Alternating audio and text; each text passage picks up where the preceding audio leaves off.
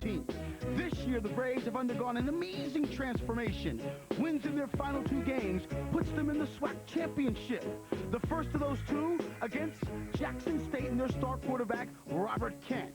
Can Alcorn State keep their worst to first hopes alive? Find out next on BET.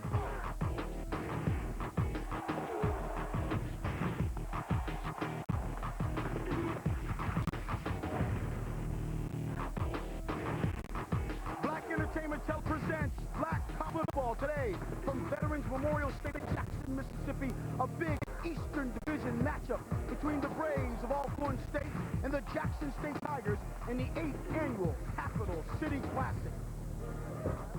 Hello, everybody. I'm George Johnson. Well, after the first game of the season this year, Johnny Thomas, the head coach of Alcorn State, was probably saying to himself, here we go again. After a winless season last year, the loss to Grambling State extended his club's losing streak to 17 games. But lo and behold, the Braves have turned things around. They won 4 of 5 in the SWAC and now have destiny in their hand. If they continue winning, they're moving on to the SWAC championship game. Standing in their way, an old nemesis in Jackson State, a club that has beaten them here at the Capital City Classic the last 6 times. We take a look at the standings in the Eastern Division of the SWAC, and up top you can see that Alabama State is 5-1. Alcorn State is 4-1. But Alcorn State, if they continue to win, they're tied with Alabama State. They go to the championship game because they own the tiebreaker. Jackson State needs a couple of things to happen for them. Grambling State, Southern University, they will meet in the Bayou Classic, and the winner of that one is moving on to the SWAC championship game in Birmingham right here on BET. My broadcast partner is Don McPherson. And Don, when you talk about Jackson State, this is a club, I mean, they're kicking themselves. They think they should be in that SWAC championship game. They know to get there, first and foremost, they've got to win this game by more than 4 points. And the one guy that can put points on the board is their quarterback, Robert Kent. Well, George, Robert Kent has to play today's game with his brains and not his body. He's a little banged up, and he's facing a blitzing Alcorn State defense. He's going to have to make good decisions at the line of scrimmage and get the ball to a host of very talented wide receivers, most notably number 10, T.C. Taylor. They liken this guy to Jimmy Smith, who's now with the Jacksonville Jaguars. He's a big, physical wide receiver who can take it the distance. Those two form the most potent attack in the SWAC, number 1 in passing offense. We know about the O, but what about the defense?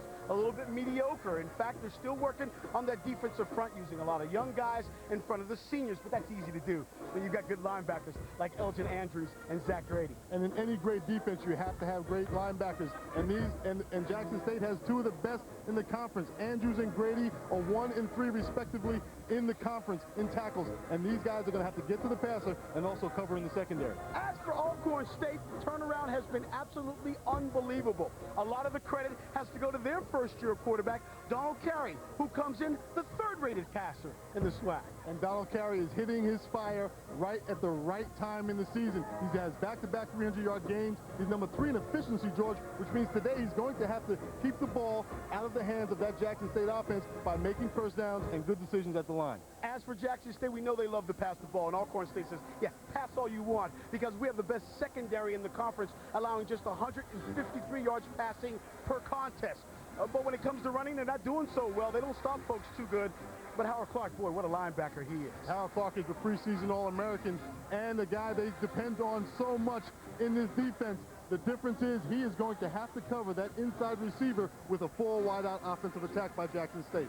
When this club had lost 17 straight, Alcorn State head coach Johnny Thomas asked the fans to be patient, let his young boys develop, and they have. In fact, he's got them in the biggest game of their college careers. What I'm trying to get you guys to realize today, and I'm using that as a parable, is that Jackson doesn't have anything to gain. And they're supposed to be the so-called Goliath. We're David. Because we have everything to gain. This is one step closer to the SWAC crown. Marcus Holbert. He sees the pressure coming. Nice move. Now he has to collect his feet and make an accurate throw. He never collected his feet. He had no one in his face. He's got to collect his feet and make an accurate throw because he had a man open. So that brings up a 4th down, and Tim Manning will be back deep to receive Ed Chicoria's punt. Chicoria, the senior from Los Angeles, California, averaging 39 yards per punt. He's actually doing double duty for the club this year, punting and field goals. And Chicoria has Manning all the way inside the 15-yard line. This one's going to bounce at about the 24. It takes a Braves bounce. And it'll be down at the 13-yard line, and that is where Jackson State takes over first and 10. We're coming to you from Jackson, Mississippi. We'll have more after this. State Capital City Classic. Jackson State has won the last 6 games. Johnny Thomas is your head coach for Alcorn State, his 4th season. 13-28 is his record, as you get a good look at Robert Kent, the sophomore from Indianola, Mississippi. And first play, he's going to dump it out to his wide receiver, and that's Tim Manning with the catch, the sophomore from Jackson. So let's take a look now at our Budweiser starting lineups. Offensively, Michael Matthews, Chris Hammond, who's a center, is at the guard. Chris Bates moved up to center. Larico Elliott, a good guard who also plays tackle. Nathan McLaurin, Lawrence Story, Tim Manning, T.C. Taylor, your wide receivers for Robert Kent, who bobbles the football. Unbelievable job of being able to stay on his feet and get the ball back to the line of scrimmage. You're right, that's a smart move by Kent. He bobbles the snap, but tried to make some positive yards out of it, abandoning the pass play and try to make some positive yards. This kid's been beat up a lot this year, and I'm sure he doesn't welcome a new hit. So Robert Kent, the sophomore, has completed 53% of his passes, thrown for almost 3,000 yards, 23 touchdown passes, as he fast approaches the record for touchdown passes in a season established by Mark Washington a couple of years ago. And here, he throws the quick out pattern to T.C. Taylor, who makes the catch and gets out to about the 25-yard line. A pickup of about 5 yards on the play. It'll be first and 10 for the Tigers. Now let's take a look at our Budweiser starting lineups on the defensive side of the football for Alcorn State. Bradford, Gilmore, Thetford, and Wilson. Young boys that can play this game. And they have moved up into the starting lineup ahead of some seniors. Lewis Green is multi-dimensional. Omega Logan and Howard Clark, we talked about the second leading tackler in the conference. And a good secondary, as I said, allowing just 153 yards passing from their opponents per game, and that's best in the SWAC. Kent's pass right there intended for Taylor is incomplete. It makes it second down. And Kent's pass was incomplete because Kent's arm was so strong, way too strong on that play. He's a little bit happy feet right now. He took a hit early in the game so far. He doesn't want to take too many hits. He likes to stay in the pocket, and that time he pulled the trigger a little bit fast, a little bit hard on Taylor. So Kent now facing second down and 10 with receivers in motion. That's T.C. Taylor going to the right, gives him 3 receivers out there. And this time he's going to go the other way, and pass is overthrown. Looked like it was intended for Lawrence Story. Story 6'6", but that was way too high for 6'6". Well, that time it just looked like Kent it was a bad read. I talked earlier about that ball sailing on him a little bit. That time it looked like it was just a bad read. He thought Story was going to take it and take it upfield, and Story pulled his route up about 12 yards. So now it's third down and 10. And how about this? Both teams with the no huddle early on in the football game. 2 receivers split to each side. Your lone setback is Tanaka Counselor. Kent, good time, and has a wide open receiver. The ball is complete. And making the catch is Robert Jacobs, but it looks like he's going to be shy, depending on the mark, though, obviously, with the forward progress. Well, it looks like with forward progress, they're going to give Jackson State that first down. And that was a good example of, they're talking about Robert Kent's throwing motion, and that his arm, he's got a little hitch in his arm, but he makes up for it with a strong arm. That ball is thrown on time and with a tremendous amount of velocity. So they get the first down. Ball is out at the 36-yard line. First and 10 for JSU. The #1 passing team in all the SWAC, thanks to this guy, Robert Kent. This time, they give it to their little scat back Counselor on his feet, gets 12 yards on the carry. Tanaka Counselor, the junior from Clarksdale, Mississippi, The leading rusher on this team was 1 yard shy of 500 coming in. He picked it up and more on that one. Well, you want to know how Counselor got that job from Alcorn, and you see it right there. He's got tremendous power. You can see the passing for Jackson State nation in the nation. And Tennessee State, who has also been here on BET, also in the top 5. Not bad. 1st and 10, ball shy of midfield by 1.5 yards. Here's Counselor again. And boy, we've got a flag coming in. I think it's a face mask when he made his move and he spun, but it was inadvertent. Yeah, it doesn't matter if it's inadvertent or not. If they held on to it too long. That time Talton, number 52, held on to it just a little too long.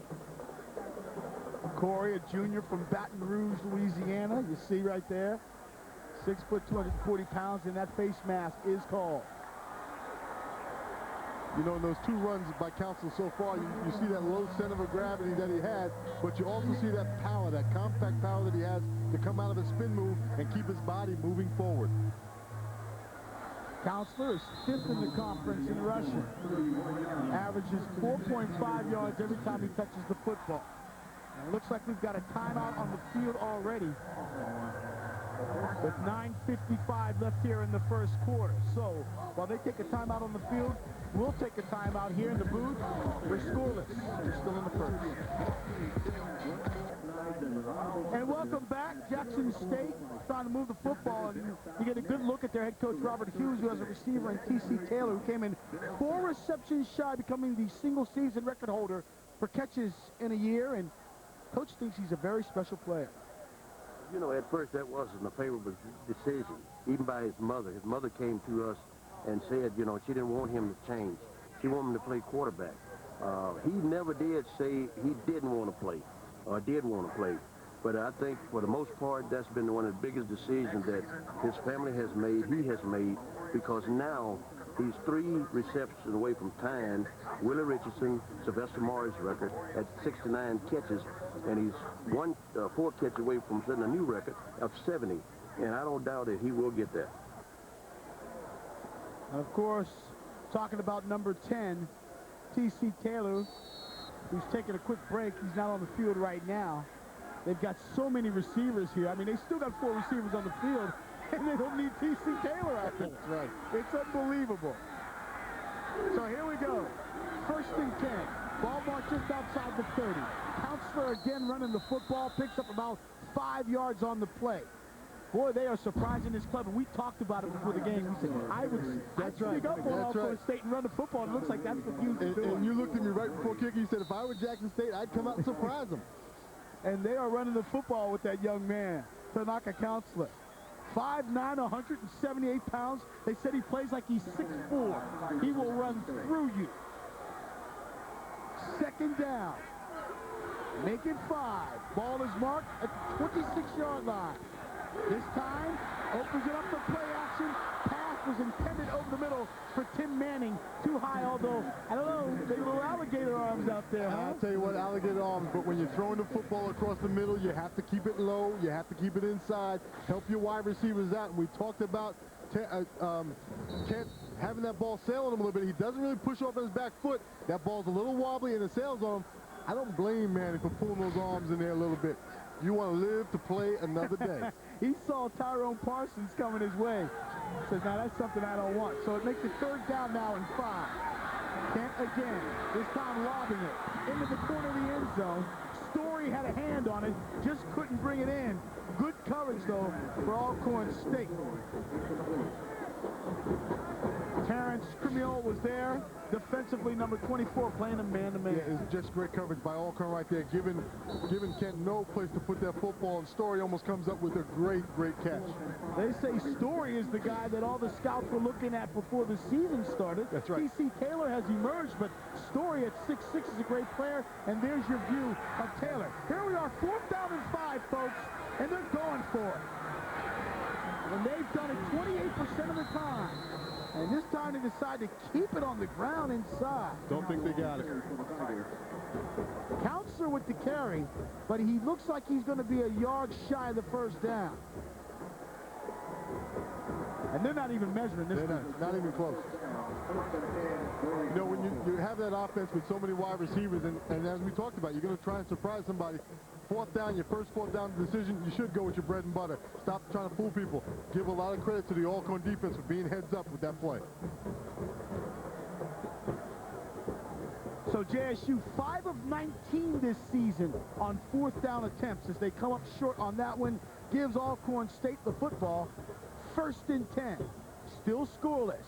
Alcorn State with destiny in their hands if they win this football game. And next week against Arkansas Pine Bluff, they're on their way to the SWAC championship game seen here on BET December 1st. 1st and 10. This time they hand it to their big-time running back and nothing doing defensively. That's Ross Gordon there with the stop. Let's go on the field and Joe Claire. Yeah, there's a story that I found out down here, George, with the ASU team this year. They had a tragedy. Ja'Kelsey Johnson, linebacker for the team, was killed on campus trying to help someone who was in trouble. And that's sort of the reason why this team is playing with the intensity that they are. They're touching his jersey as they leave the locker room and coming out on the field with that emotion and bringing it to the game. And I think that's why we're seeing them play the way that they're playing. Back up to you guys up in the booth. Thank you, Joe. Cletus Walker carries the football. On 2nd down, you know, teams look for something to rally around. And you never want tragedy in your lives, and yet sometimes there's something moving about rallying behind something like that. No question about it. I mean, we've seen in this country how people rally behind it, and we take so much from sports, and this is a prime example of how people rally behind a tragedy. And we are all familiar with the tragedies of September 11th and how this country has rallied around. So you don't have to be a player to understand what's going on in that locker room right now. 3rd down now for Alcorn State. Walker has picked up 5. They look for 5 more, and the pass is dropped, and I can't believe it. Marcus Holbert dropping a pass right in his hands, the All-American. And his coach says that he has the best hands on the team, arguably the best feet of any of the big guys, and a guy you depend on so much. They think he's a legit NFL prospect. That ball right in his hands. He doesn't need to jump for it. Stay on your feet and pull it in with your hands. That'll force a 4th down and 5 situation for Alcorn State. And it brings Mr. Tim Manning back out on the field to receive the punt of Edge Corey.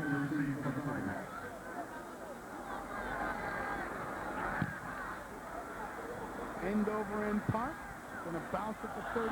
Manning takes it on the run. Manning is taken down at about the 40-yard line. And good thing they got his feet because he was just starting to build up some steam. And it could have been dangerous for Alcorn State. More after this. 1st and 10 for Robert Kent and crew. Ball is at the 41-yard line. Their 2nd possession of the football game and Counselor. And he's picking up where he left off that last possession. Finding a little hole and picking up 12 yards again on the carry. Yeah, I talked about that power that Council seems to have. It's power and explosion. When he saw that hole, he was in the secondary like a shot. Once again, Jackson State keeping the ball on the ground, and offensive line doing a nice job of opening up that hole. He's not a big guy, doesn't need a big hole, but once he gets out there, he has the burst. Meanwhile, Ken has completed 3 of 5 passes for 19 yards. See if he goes in the air. No. They decide to keep it on the ground. And did you see Counselor hit that hole again? This time, Tim Batts came up to hit him, and he ended up getting hit. Yeah, there's no surprise. Jackson State, they told Council on Monday that you're going to tote the rock a lot this weekend. The hole is big. Got a double team there on the nose. Nice large hole for him to run through and knock that safety back. And that was actually Parsons, the sophomore who got knocked back from Memphis, Tennessee. 2nd down after a pickup of about 6. Here's Counselor again. Oh, he slipped. He saw Howard Clark coming his way, and it makes you want to make any kind of move you can with number 44 coming your way. I tell you what, Howard Clark will get credit for this tackle, but it was nothing that he did, because Council was trying to make a hard cut up the field, and that's when the turf just gave out on him. Counselor, the 2nd leading tackler in the conference, as Don told you at the top of the show. He has led this club in tackles the last 2 seasons. Looks like he's going to do it for a 3rd straight year. Third down now in 2. And Kent's going to throw the football wide open receivers. T.C. Taylor forced out of bounds, but not till he gets the first down to about the 28-yard line. Defensively there was Willie Blair. And all of Kent's passes are a little bit high, but I want to say something that makes about this catch. He is looking directly into the sun at a high football. You might not think that's a big deal, but let me tell you something. That's the kind of thing pro scouts look for. You know he's big, you know he's got great hands, but can he make adjustments when the sun's in his face, when there's bad weather? And T.C. Taylor is the type of guy that the pro scouts are licking the chops over. Next catch, and he ties Sylvester Morris for a single-season record for receptions in a season at 69. Kendrick Travis, the fullback, in motion. They pitch it back to Counselor. Counselor runs into a couple of Braves, still on his feet, but can't get free. Bats came up and made the initial hit and stayed on his feet, but eventually the other Braves caught up to him. And Harold Clark, number 44, right there was the guy who forced Counselor wide and took him out of his path. He shot the gap and got into the backfield right away. He showed to you why he is the number 2 guy in the tackles in the conference. He may have lost half a yard on that play. That'll set up second down. We'll say 11. He just looks like one of those big guys. His motor's just constantly going. He's gasping for air. He's a senior from Fayette, Mississippi. Here's Kent on second down. Eludes one guy. Gets it to Taylor. Taylor ties Sylvester Morris, but comes up short of a first down by 2 yards. So congratulations now to T.C. Taylor, the senior from Magnolia, Mississippi, who now ties Sylvester Morris, all-time the single-season record for receptions. And a nice play by Kent, but don't take anything away from T.C. Taylor and realize what a great accomplishment that is at Jackson State with some great wide receivers. And you're going to see a reason why here. He's going to see his quarterback in trouble, just settle down in the area. Don't run across the zone, settle down in there, try to get the first down. So now here we are, first and 10. Touchdown! Jackson State. Carmacker Counselor. From 21 yards out, touchdown, Jackson State, and they lead 6-0.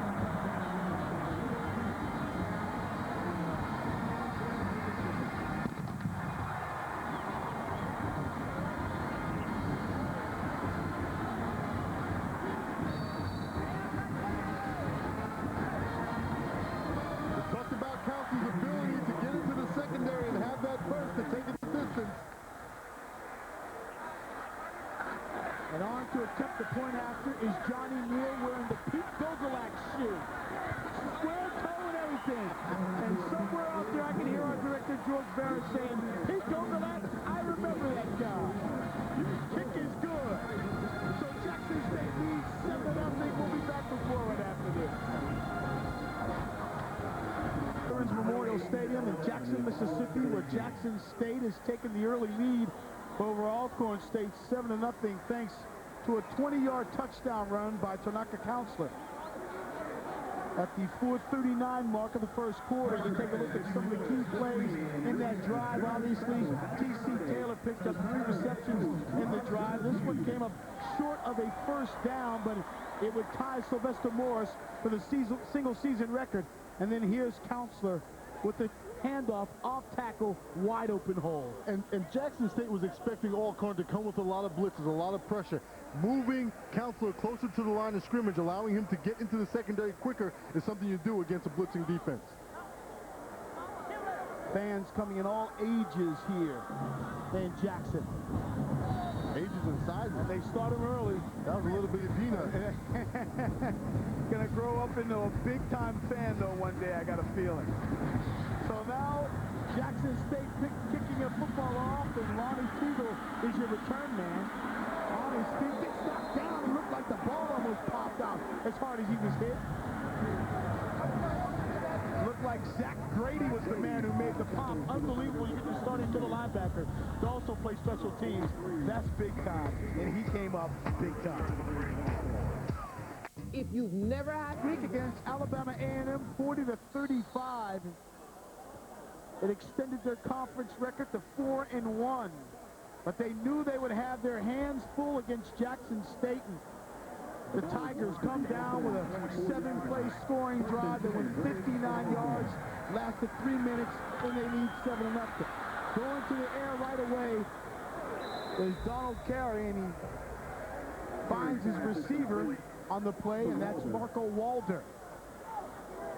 Walder is close to another first down, going to be shy by about a yard. Alcorn emptied out the backfield and put everybody to one side. That time Walder had a bunch of folks out in front of him. There's his tight end Washington. He had a bunch of guys out in front of him. And for Walder, that's his 14th catch of the season, coming in the fourth leading receiver on the club. Here's Carey, going to roll to his left now. Good protection. Looking out of bounds, his receiver, but they're going to say he caught the football. And a good little pass. He didn't have much room, but he squeezes it in to Chris Peters for a first down. He certainly did. And we saw Carey the last time he left the pocket. He never gathered his feet. That time going to the left, he was forced to gather his feet and was able to put the ball right on the money. Chris Peters, 40 receptions coming in, number 27, and that leads the club. But you've also got Ronald Gilmore on this club, who came in with 39 catches. First and 10 now. Ball is just outside the 40-yard line.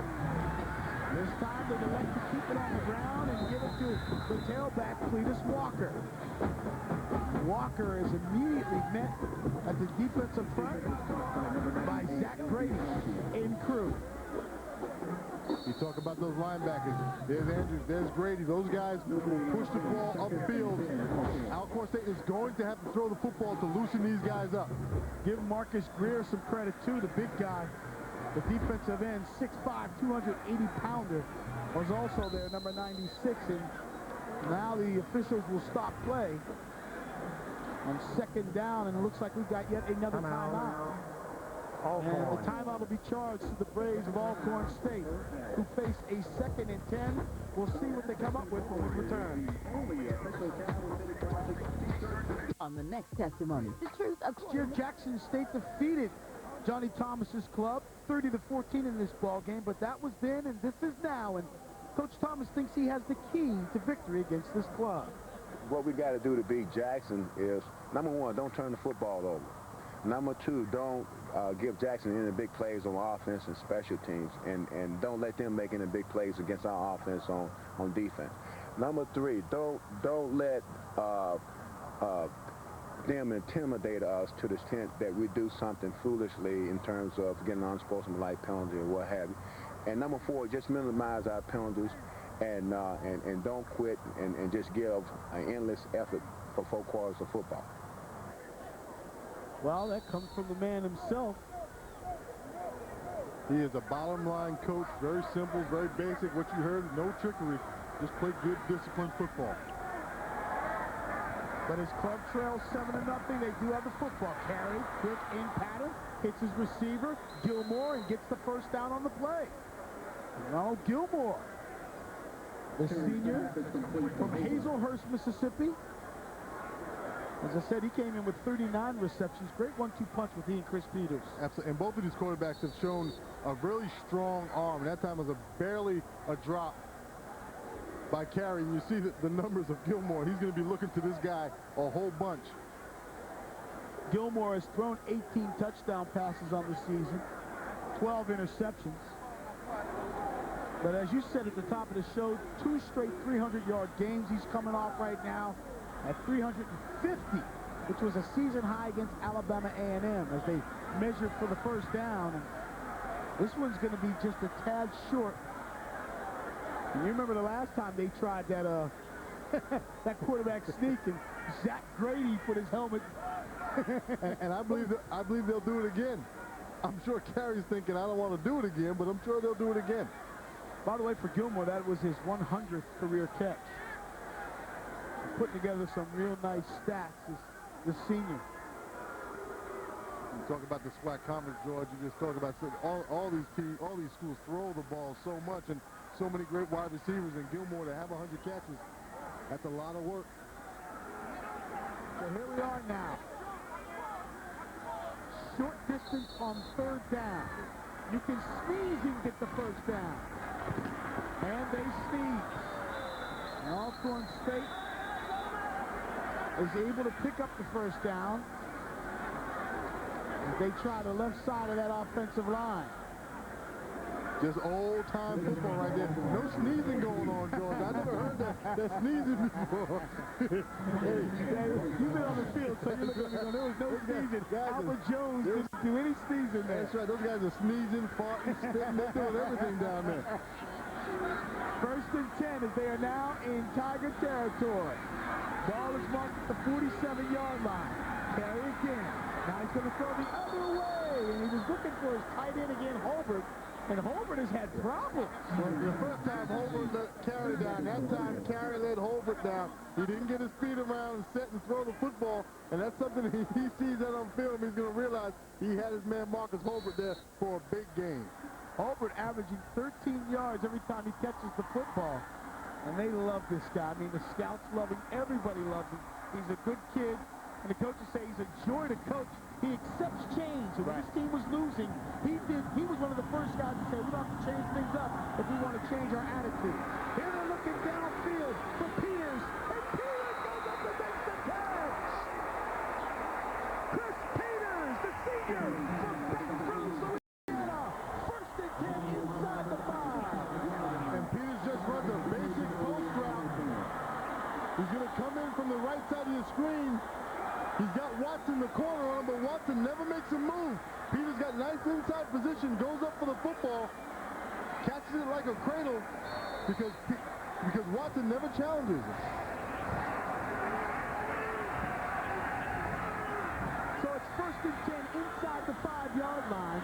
Peters with the catch. He averages 19 yards every time he catches the football. They're going to try the left side of that defense up front, and nothing doing.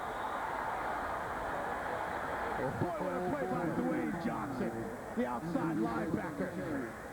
They tried Burks, and Burks found no room. What a great play by the outside linebacker there. That time coming up, Caraway coming up and making an outstanding hit. He's the safety. So that makes it 2nd down now at the 4-yard line. And this time they get rid of all the running backs and bring out 5 receivers. In motion. Touchdown! And this time the tight end makes the play. Holbert with a 4-yard touchdown reception.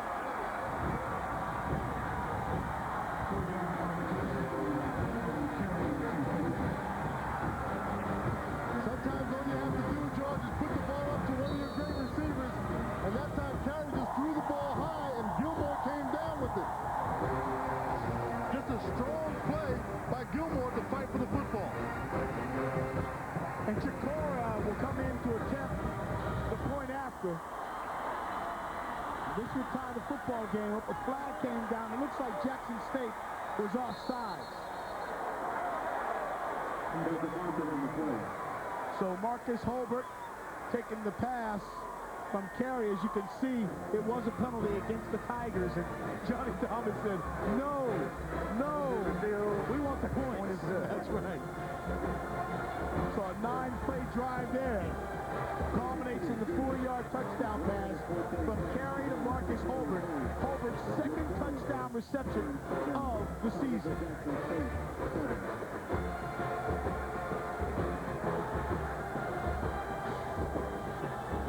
You talk about bread and butter. This is just one-on-one on the corner. And again, when you have a big wide receiver, we talked about these wide receivers. You just put it up and you let those guys go for it. This is such a big confidence booster for Alcorn, who just drove the length of the field and matched Jackson State. So now they're going to kick off, and Michael Goss, number 4, is the deep man for Jackson State. He's joined back there by Mario Young, number 9. And Derek Crossley, number 14, also with an opportunity on this kickoff by Chikori. So the Braves tied things up at 7 apiece. And folks, we have a football game here. Goff will take it, trying to get to the left, looking for some room. Knocked off his feet at about the 21-yard line, a late hit but no flag. Jermaine Johnson, the linebacker, came flying in, but Chris Peters is the one that set everything up with the big-time catch inside the 4-yard line. You look at their numbers between the two, Peters and Gilmore. That's the type of productivity you want from your wide receivers when you have those 1-2 punches.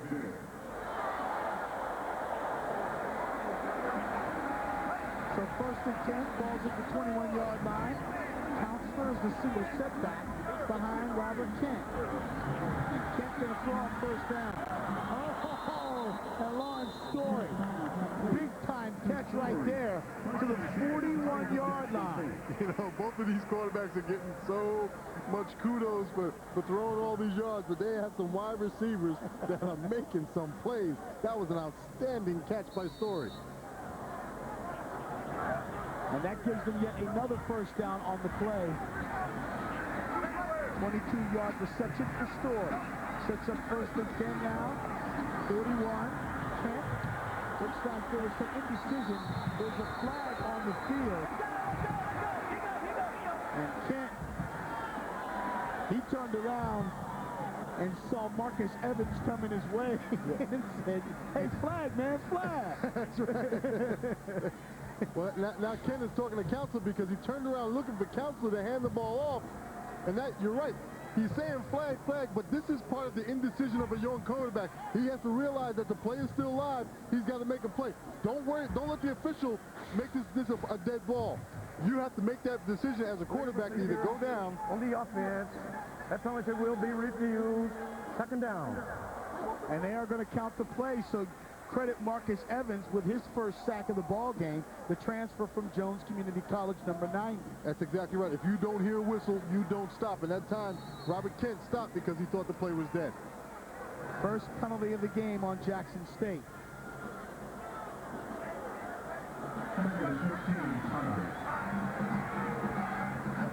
Second down, make it 17. Kent off his back foot. In and out of the hands of his tight end, Kendrick Travis.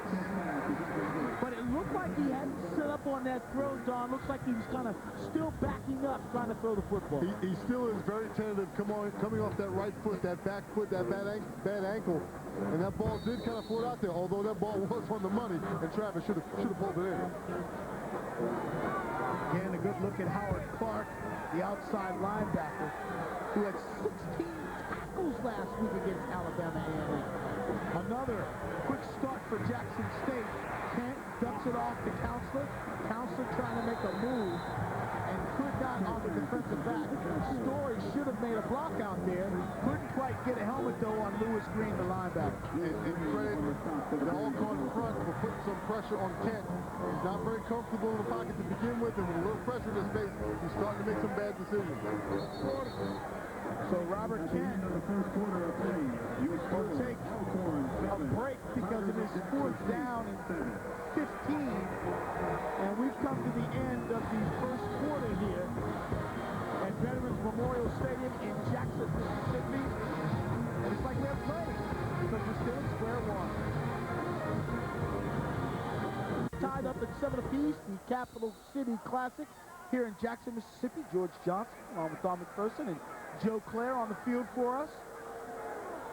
And early on, Jackson State took that lead, but Alcorn State came right back. And after a good defensive stand, they're going to get the football back. Alcorn has no one back to receive the kick, George. And they wanted to try to block that punt, and almost did. But it'll be downed at about the 23-yard line. And that's where Alcorn State takes over, first and 10. Let's recap the scoring in the first quarter. A little bit of video. And Jackson State takes the early lead thanks to Tanaka Counselor's 20-yard touchdown run. It came at 4:39 in the first quarter. But Marcus Holbert caught a 4-yard touchdown pass from Donald Carey. That culminates a 9-play, 76-yard drive. And that's where we stand right now at 7 apiece. Just starting our second quarter here at Veterans Memorial Stadium. And folks, I mean, it looks like there's a great crowd here. Last year, the crowd was about 10,000 because it was wet, it was cold, and it was raining. But they are close to 55, if not more, here today. And early on, they tried the outside, and I'm talking about Alcorn State, as they give it to Robert Lester, one of 5 running backs they like to use in the backfield, and Lester picks up maybe 2 yards on the carry. Well, I'm sorry. I said they're going to have to get that run game going and get some play action going.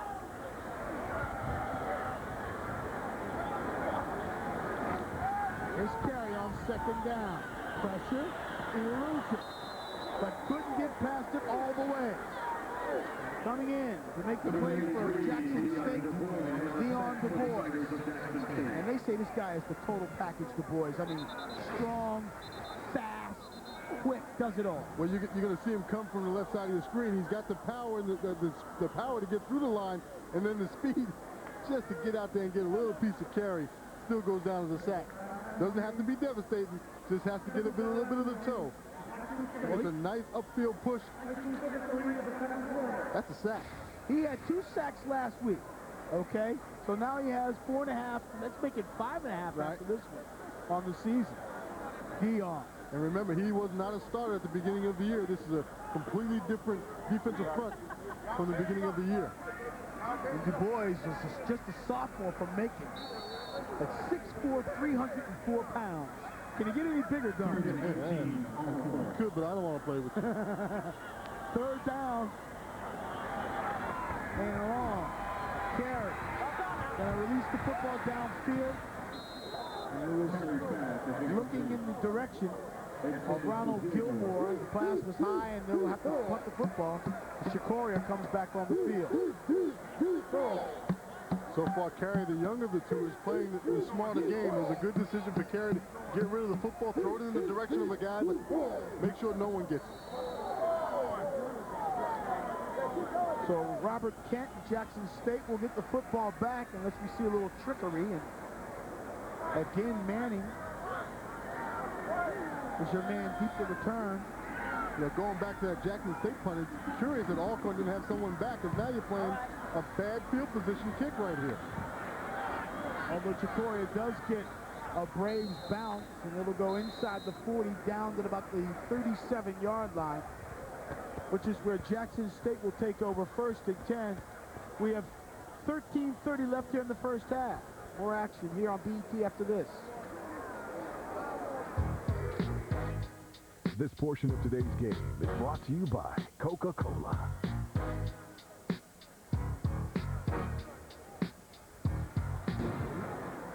This young man really didn't care about from the looks of things. Jackson State takes over 1st and 10 at the 37-yard line. Robert Kent, still your quarterback, the sophomore. He's got a single setback in Nathan McLaurin, and Nathan McLaurin now for the carry, good for a 1st down and close to 12 yards on the play. Let's go down to Joe Clare. Camera's not ready. Well, Joe's ready, but I guess the camera's not ready. I'm down here with Lil John and the East Side Boys. And my man AJ from 106 in Park. I'm telling you, everybody, it is off the chain out here. I got AJ from 106 in Park, Lil John and the East Side Boys. I mean, this thing is crunk. The crowd is loving it. Y'all, too bad you're not here. Too bad you're not here, George. You up there. Back to you. Too bad you're not down here with me. Pass is complete to Manning, but I got a feeling, Joe, you're going to put me down, right? You're going to set me up for later, I hope. I'll try to put you down, but, brother, they just not calling for you. They calling for Cleveland. And that hurts me. And that hurts. Manning with the reception. Close to a 1st down. He picks up 9 yards on the play. Tim came in. 21 receptions. Make it 22 now on the season. Again, McLaurin is your single setback behind Kent. And they give it to Nathan. Nathan's got a hole. Nathan's got a 1st down, and Nathan's inside the 25-yard line. Nathan McLaurin, the sophomore. What a 1-2 punch they have in the running game for Jackson State. And what they're doing, Jackson State up front, is not asking their offensive linemen to sustain long blocks. They're lining up McLaurin and Council right behind the center, and they're getting him the ball very quickly. He's getting into the secondary. That Alcorn defense likes to crowd the line of scrimmage. They like to get into the gap. When these running backs shoot the gap, they're in the secondary right now. 18-yard pickup from McLaurin on that play. So it's 1st and 10 now at the 24-yard line. JSU threatening again. And Kent's going to throw. Looking for T.C. Taylor. And you got a flag on the play. Back defensively was Willie Blair, one of the better covermen in the conference. And Willie Blair had great coverage, but what Willie Blair didn't do was look up for the football. Nice man-to-man coverage, get a little bang in there, but Willie Blair's got to turn his head around. Willie Blair doesn't turn his head around, it's a flag every time. I'll tell you, they list Willie Blair at 6'1", but he doesn't look 6'1" when he's standing next to T.C. Taylor in that instance. Taylor is 6'4", though. Defensive pass interference. It's 15 yards from the previous spot. First down.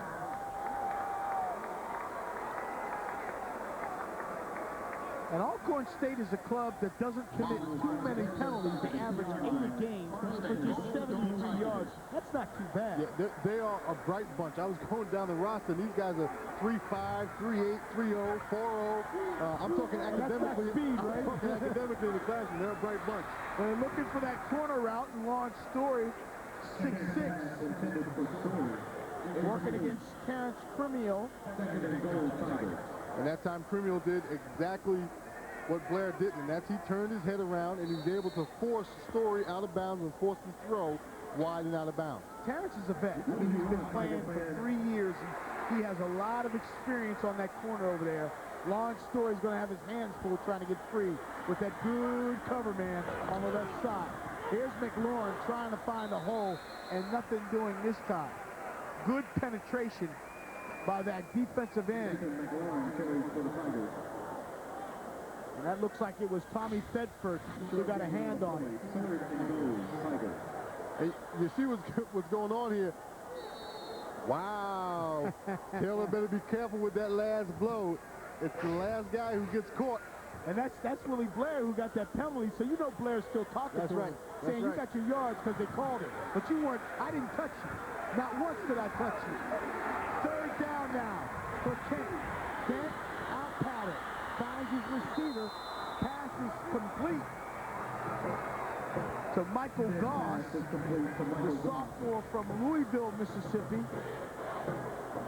Gets it close to the 5-yard line. And this is great defense by Alcorn, just keeping everything in front of you. Keep everybody in front of you. Good job, though, by the Braves to close in on Goss right after he made the catch. So now, here we go, a little kicking. And boy, oh boy, Johnny Neal with that Pete Gogolak square toe shoe on. His longest field goal, 32 yards, but he's 2 for 5 coming in. He's actually the backup tight end, but said this is the way I can play because Kendrick Travis gets all the time at tight end. And the one good thing about a straight-on kicker kicking from the right hand, he's got a straight look at the goalpost. 23-yard attempt is up and it is good. So Johnny Neal, the freshman from Jackson, Mississippi, with the 23-yard field goal, and JSU goes back up on top 10-7.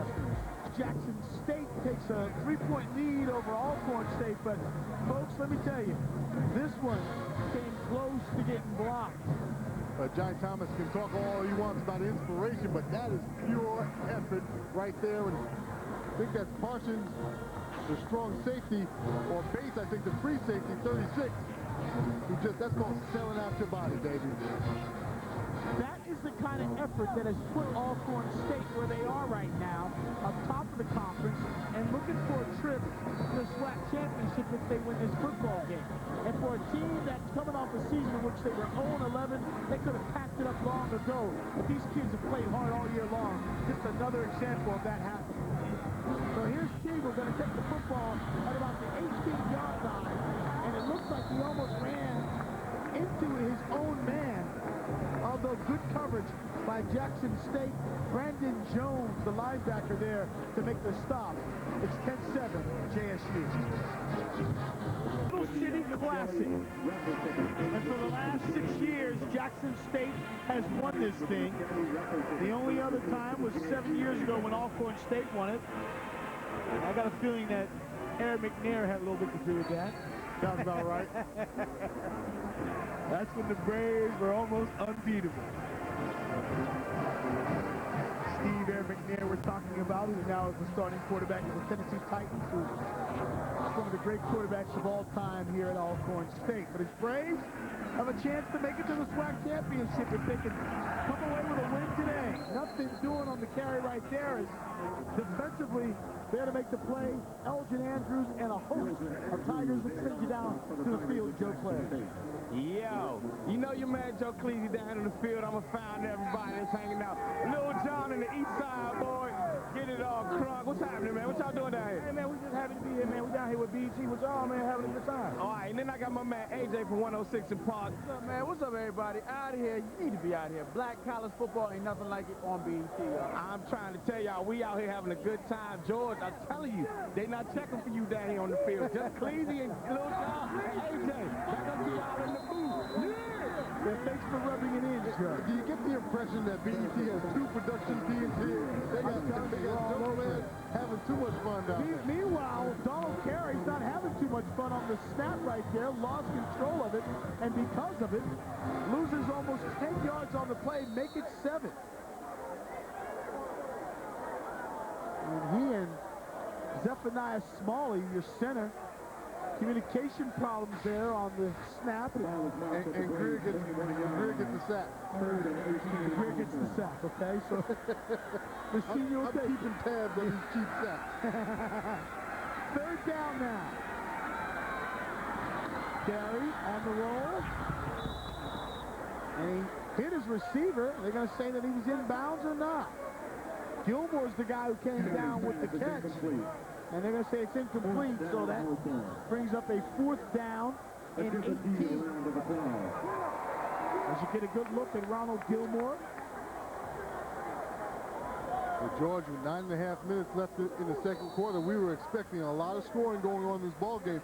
So far, it's been a well-played game defensively for both teams. A few miscues on offense for both teams, but so far, both defenses have been playing very well. Tim Manning, who's averaging 11 yards every time he returns a punt. Looking for an opportunity right here, but the ball is going to bounce out of bounds at the 43-yard line. Still shoving and pushing late down there, and you got to be careful because you know these officials, they will throw a flag at a moment's notice. State Veterans Memorial Stadium.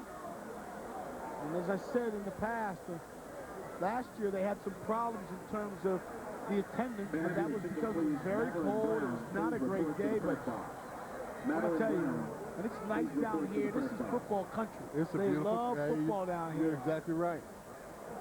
These people love their football teams, most notably Alcorn State and Jackson State. Robert Kent, 9 of 15, 75 yards passing right now as you get a good look at him. He has the football at the 45-yard line. 1st and 10. 9 minutes and 18 seconds left here in our first half. Kent obviously going to throw the football as he goes back in the shotgun with 5 receivers. Over the middle, caught by Goss. Goss spins away from one receiver and picks up the 1st down on the 2nd effort. Kent that time was just about to leave the pocket and found Goss at the last minute, getting some pressure right up the middle there. They're getting the helmets on him, and they're hitting him. That's going to pay off for Alcorn as this game goes on, and Kent gets happy feet. Michael Goss doing a nice job after the catch. Some spin moves. They like those little guys on the inside. You talked about the little receivers. Goss, a guy that can make you miss after the catch. Yeah, why do the little guys always got to go to the inside? That's what I want to know. Anyway, here's Kent on 1st down. Throwing to one of the big guys, Taylor. Taylor is close to another 1st down. Taylor, with that catch right there now, is the single-season record holder for Jackson State. And they are announcing it here at the stadium, and the crowd is very happy. When you think about those great receivers, it's unbelievable.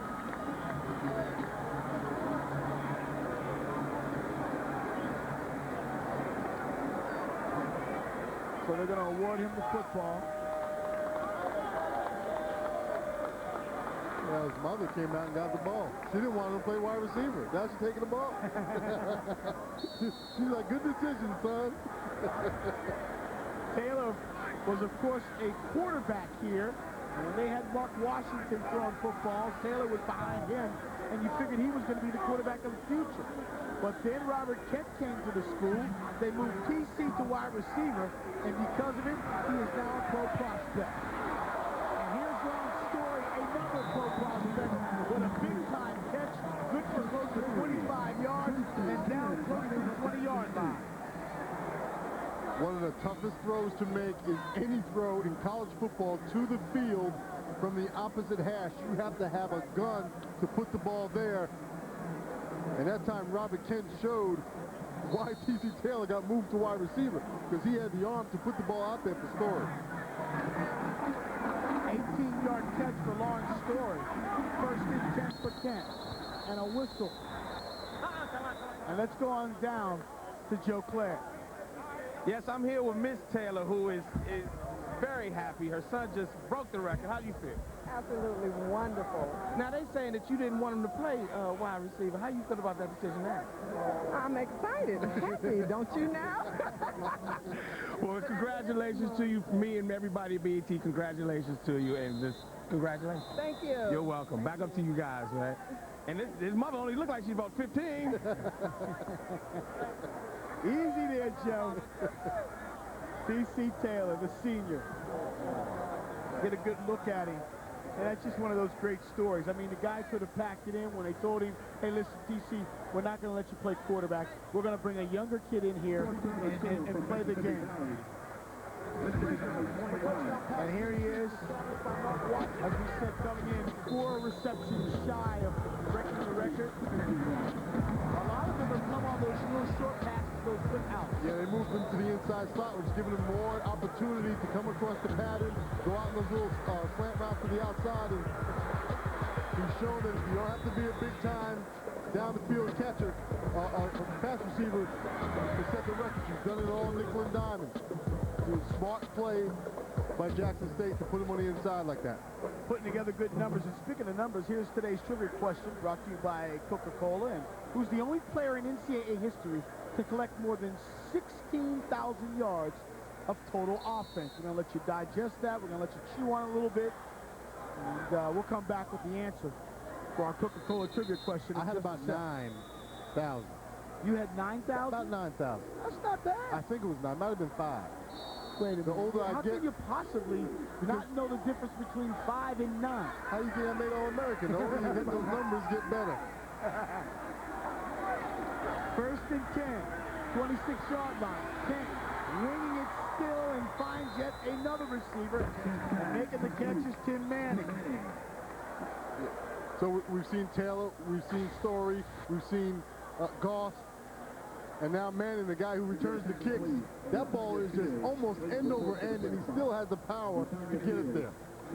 For a 13-yard pickup. And we still haven't seen really Kendrick Travis make a catch. He's been playing well. Robert Jacobs or the young man, Chris Jones, who they love. And they have a couple of guys on the scout team they were telling us yesterday. I mean, they've got about 15 receivers here. We watched those guys on the scout team burning the defense yesterday. Here's Kent throwing again. Story, nice catch. And that, folks, is concentration. Okay, George, I said the toughest throw is a throw to the field. Now, the throw to the left side, the out route to the field, it's just a short out route, and he puts this ball, again, not a spike spiral, but he gets it out there and gets it out there on time. And there, look at that graphic. 76 former players have gone on to the National Football League, and 22 of them wide receivers. The most recent one, Sylvester Morris, who was drafted by Kansas City in the first round. Here's Kent over the middle. Touchdown, and yet another receiver, Michael Goss with the catch.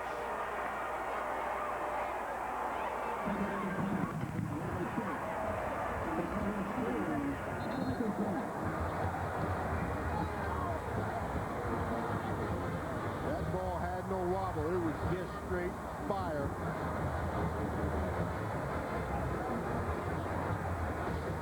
Put that ball right between 2 defenders.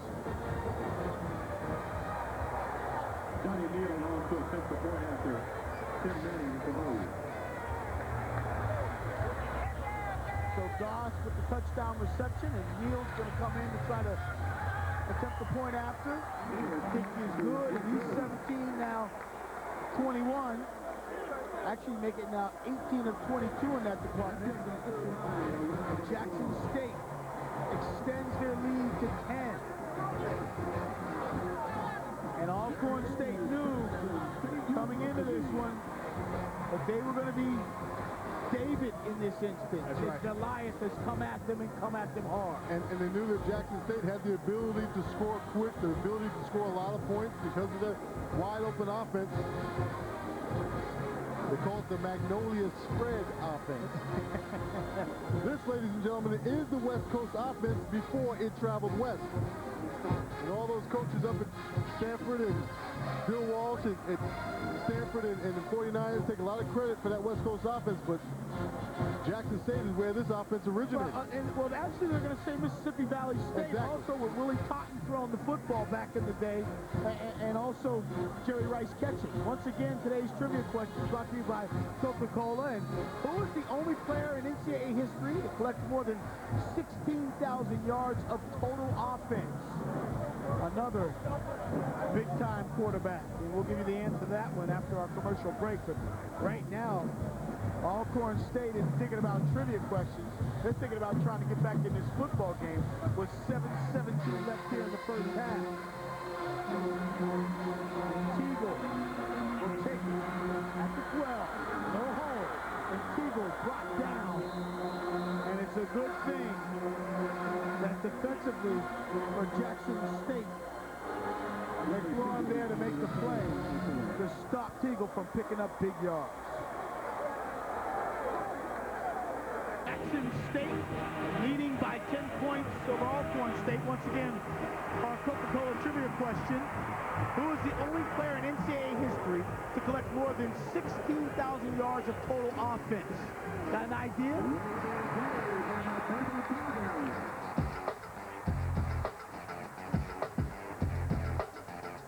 None other than Steve Air McNair. Over 16,000. All-time career passing leader at Alcorn State with 14,496. That means that the boy could also run the football. And he's proving that each and every time he takes the field for Tennessee. Banged up, and yet he is truly a warrior for Tennessee. He really is. It's because, like you said, he runs the ball. He does so many things so well. But the thing I love about him is his size. He just has that size, and now he's becoming a prototype of quarterback with the size and the ability to run the ball. Today's trivia question has been brought to you by Coca-Cola. George Johnson along with Don McPherson, Joe Clare, and Carey going downfield. Oh, he had a receiver who tripped. And Chris Peters wants the flag, but I don't think anybody touched him. He just tripped on that turf. Well, I think he may have got tripped up a little bit with Watson, but you're right. I think it was just Peters that went down, then Watson went down after him. But Paul Carey showing that he has the gun. Carey 6 of 13. He must have known we were talking about Steve McNair. Let me show you what I got. What I can do. He's thrown the ball for 80 yards in this one and was looking for even more yardage on that one. As you got a good look at Johnny Thomas, the head coach in his fourth season, a 1978 graduate of Alcorn State, and now the head man at his alma mater. Rick Saul Thomas, they called him. Second down and 10. Here's Carey. Carey, quick out to his receiver. This time Peters says, just get it to me short and I'll make something happen. That actually was his running back, Cletus Walker, with the reception. Close to another first down. And let's go back down to Joe Clare. Yo, check this out. I found out a little tidbit over there. Alcorn State dancers have 2 Russian girls dancing on the squad. Now, that is unheard of. There's a Russian immigrant community in Alcorn, Mississippi. 2 girls, Elena Sokolova and Svetlana Ismailova. They call them Lena and Lana. And Lena and Lana do their thing. Lena and Lana, you know the sisters changed their name to Lena and Lana. Lena and Lana gets down. We're going to see them at halftime. But that's kind of interesting, man. I want to see how the Russian babies do the thing. Back up to y'all, man. Now, Joe, I don't even know where to go with that. He's doing his homework, though, isn't he? Is he for that story. Robert Lester was the last back to carry the football for Alcorn State to pick up the first down, but, you know, who can think of football right now? They had to shorten the names and Lena and Atlanta. Fit right in, don't they? I'm waiting for them to redo their hair. That's what I know they're going to be now, when they redo their hair. First and 10, ball shy of midfield. Carries to the roll to the right, has a wide open receiver in Peters. He made a great move on the defensive back to get wide open. And this is what Alcorn needs to do. Nickel and dime him, move carry around, get him away from that pass rush, and get first down. And that's exactly what Peters does. Get the first down, step out of bounds. Michael Cooley was the defensive back on the coverage, but Chris Peters, part of that 1-2 combination of he and Ronald Gilmore, with another first down for Alcorn State. And this is the mark of a champion, to be able to look at adversity, down 10, and march right downfield. It looks like that's what the Braves are doing. Yeah, this is an important possession for them. Ball's marked at the 40-yard line, I formation. And this time, credit defensively, Jackson State getting in there. And they want the turnover. That was Joshua Matthews, number 97. Just a sophomore in there. Yeah, this play was dead from the beginning because Matthews had it. The play shrunk down from the weak side. It seems like Carey knew that. Didn't want to give him the ball, but nice job coming down the line and shutting off the slow draw. Al Stokes also involved. You're getting a good look right there at Joshua. 6'2", 260. Come on. That was before the season started. That training camp was going on. He's a few biscuits past that. Second down now, and they lost 5 yards on the play. Second and 15. And almost got a lot of it back on that play, but the receiver dropped the pass. It was a little bit behind him. Yes. But Courtney Young was your intended receiver, sorry. That's a difficult pass to catch. It's behind him. It's a quick slant. You're running one way. The ball's going down and back behind you. It's a difficult pass for Young. 5:22 left here in our second quarter. And it's now third down and 15, and we talked about just a second ago about facing adversity and getting it done. This is one of those plays that will speak volumes for Alcorn State. Carey.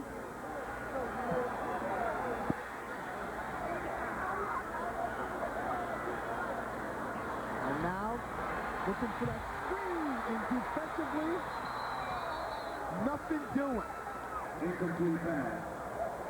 Good play. Look for Jackson State. Looked to me like they were trying to run maybe a little slip screen or a little underneath screen.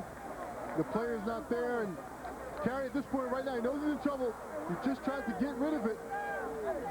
And that's a nice defensive play. Lamont Wooler, who got a hand on it. And it forces fourth down now for Chicoria. Chicoria averaging 45 yards a punt so far. He came in averaging 39, but in this ball game has really put a good foot in it. They're going to call the fake. And now they're looking for Chicoria. And they needed a lot more yards than that on the fake. Well, Steve Vaccaro, the backup tight end, is the up man in that. And he gets the ball on a short snap, and then he's got to look for a receiver. Well, Chicoria actually had some room to run, but Vaccaro just short arms it. James McDowell, the linebacker, I don't know, he was moving in. He may have had some room to run with it. But he's got to get the ball first. It's a bold move. Yes.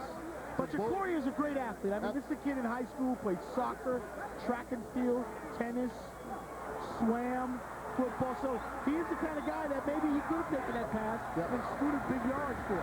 But as it is, first and 10 now for Jackson State. And on the ground, running the football, and that's Lawrence Stoll on the fullback. 39 yards for number 39. It's the same play, George. It's just base blocking, zone blocking. Get a helmet on a helmet and get your running back into the secondary. Nolan, who's averaging averaging just 3 yards per carry and has carried the ball only 35 times all year with a big-time carry right there for 39 yards and a first down. Ball is inside the 20-yard line, marked at about the 15. And Nolan going to keep the football. Runs over a couple of defenders inside the 10-yard line. A pickup of about 6. Those last 2 plays, Nolan has run more than he's run all year long. But Nolan is a guy who thinks he's a tailback. I mean, he came to the school 190 pounds. He's built up to 230. So you know anytime he gets a pitch like that, he wants it. By the way, our Southwest Airlines halftime show, you're going to see both fans and also first half highlights. But this is a dream come true for Lawrence Nolan, getting those outside pitches and running a fullback who was once a tailback. And they're going to keep it in his hands. This time, try the teeth of that defense. And Jawan Carter made that corner short, coming in from the outside, number 14. 1-yard gain. Look at Alcorn in the second quarter. Just has not gotten anything done. Jackson State showing some good consistency, but Alcorn just doing absolutely nothing in the second quarter. Third down now. Ball is at the 13-yard line. And here's Kent throwing out the flat. Goss, touchdown, Jackson State.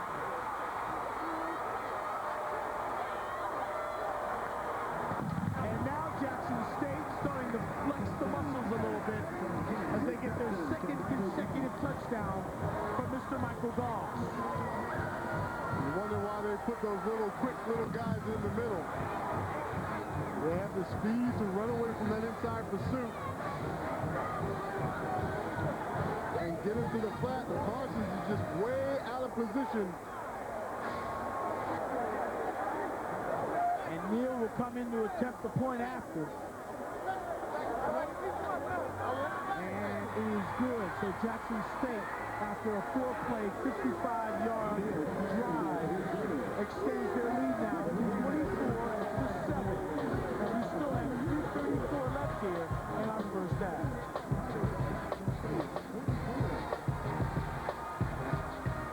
They took the 7-0 lead, and then Alcorn State came right back and tied things up, but since then it's been all JSU, and I might say all Michael Goss, who has caught 2 touchdown passes in a row.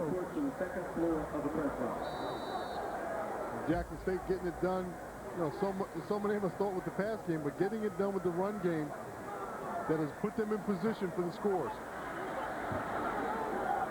So now kicking off, and Teagle will take the kick. Again, another hole that is quickly closed up by Jackson State. Marion Mark is the man who got a hand on Teagle. As we take a look at the total yards and look at that, I mean, it has been all Jackson State. They got started a little slowly. I guess 123 yards is slow for them. That's right. Well, it's kind of what we expected. We expected both teams to come out with a lot of offense. We didn't expect for Alcorn to come out with only 4 yards in the second quarter. They averaged 347 total yards a game when you talk about Alcorn State. So definitely way behind what they need to do to achieve that mark in this one. Carey. Good time. Pass was a little high, was intended for Johnny Washington. It's incomplete, and it makes it second down and 10.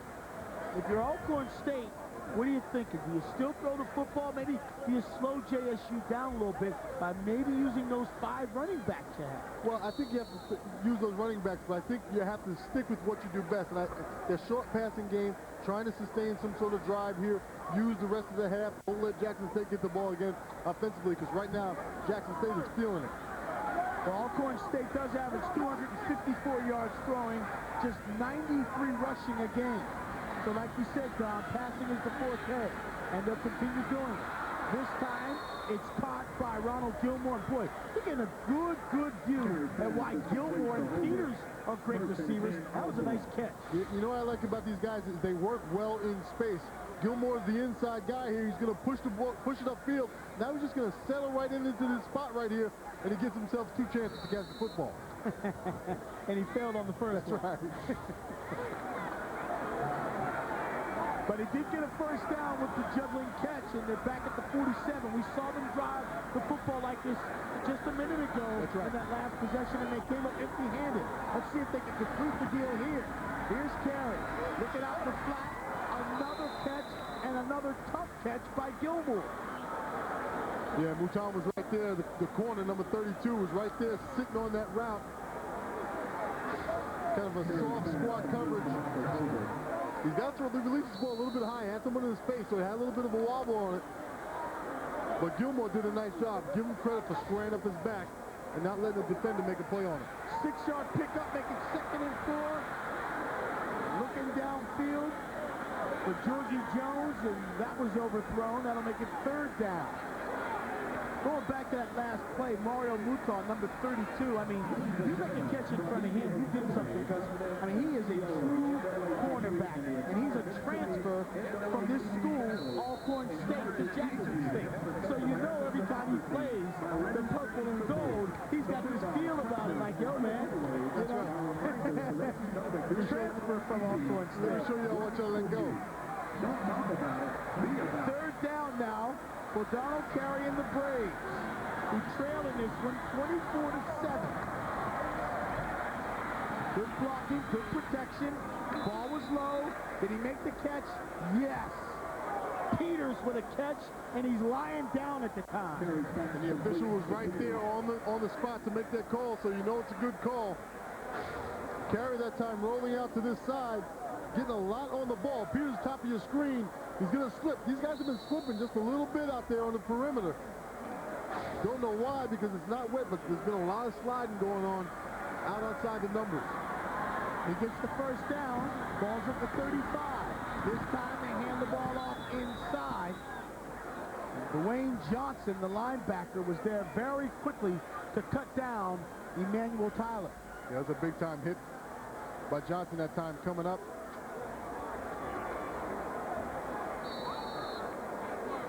Tyler, the 2nd leading rusher, just a freshman from Chicago, picks up, let's say, 3 yards on the play, making it 2nd down and 7. Good pass. Peters again falling down, making the catch, but he'll be shy of a first down by about a yard. Yeah, and Carey can't rush just because he's got some pressure. There was a lot of pressure on the inside on that last play, and Carey, instead of setting his feet and throwing it on the money, was backing up when he threw the football, and that's why it was behind Peters on the catch. Just shy of the 25-yard line, which is where they need to go to get the first down. 3rd down play. Carey this time holds on to the football. And what a boost this will be, as we are now a minute and a half left here in the 2nd quarter. But they need to pick up 7, at least 7. I mean, at least 3, but 7 is ideal for the Braves. And now we have a timeout on the field, as Alcorn State has a first down at the 24-yard line, threatening. Well, if you go back to that last possession, you remember it ended with the fake punt and a big mistake. So you know that Alcorn really thinks they want to go into the half, getting some more points on the board, and they're willing to take some chances to get it done. So this possession becomes very important for their morale boost right now. It's not a matter of the points, it's a matter of their morale. We've been down this area twice. We better come out, like you said, not empty-handed. And remember, they came up with that fake punt that resulted in another 7 points. That's what hurts the most with Dock's touchdown pass. ASU, JSU bands coming your way on our Southwest Airlines halftime report. We'll also have first half highlights, and most of them will cover the Tigers of Jackson State, who lead this one 24-7. George Johnson, along with Don McPherson, Joe Clare also in the house down on the field, and the rest of our BET crew down here in Jackson, Mississippi. And Alcorn, after that one, now has no more timeouts, as you get a good look at the Braves Brain Trust, headed by that man Johnny Thomas, their head coach, in his 4th season here. Please report to the 2nd floor of the press box. And he has that injured hand that happened in a game where he was trying to knock the ball. He talked to us about that yesterday. Tried to knock the ball out of the way, and What, he fractures pinky? Yeah, and he didn't smile when he said it, but I said, aren't you the first coach to get hurt during the game?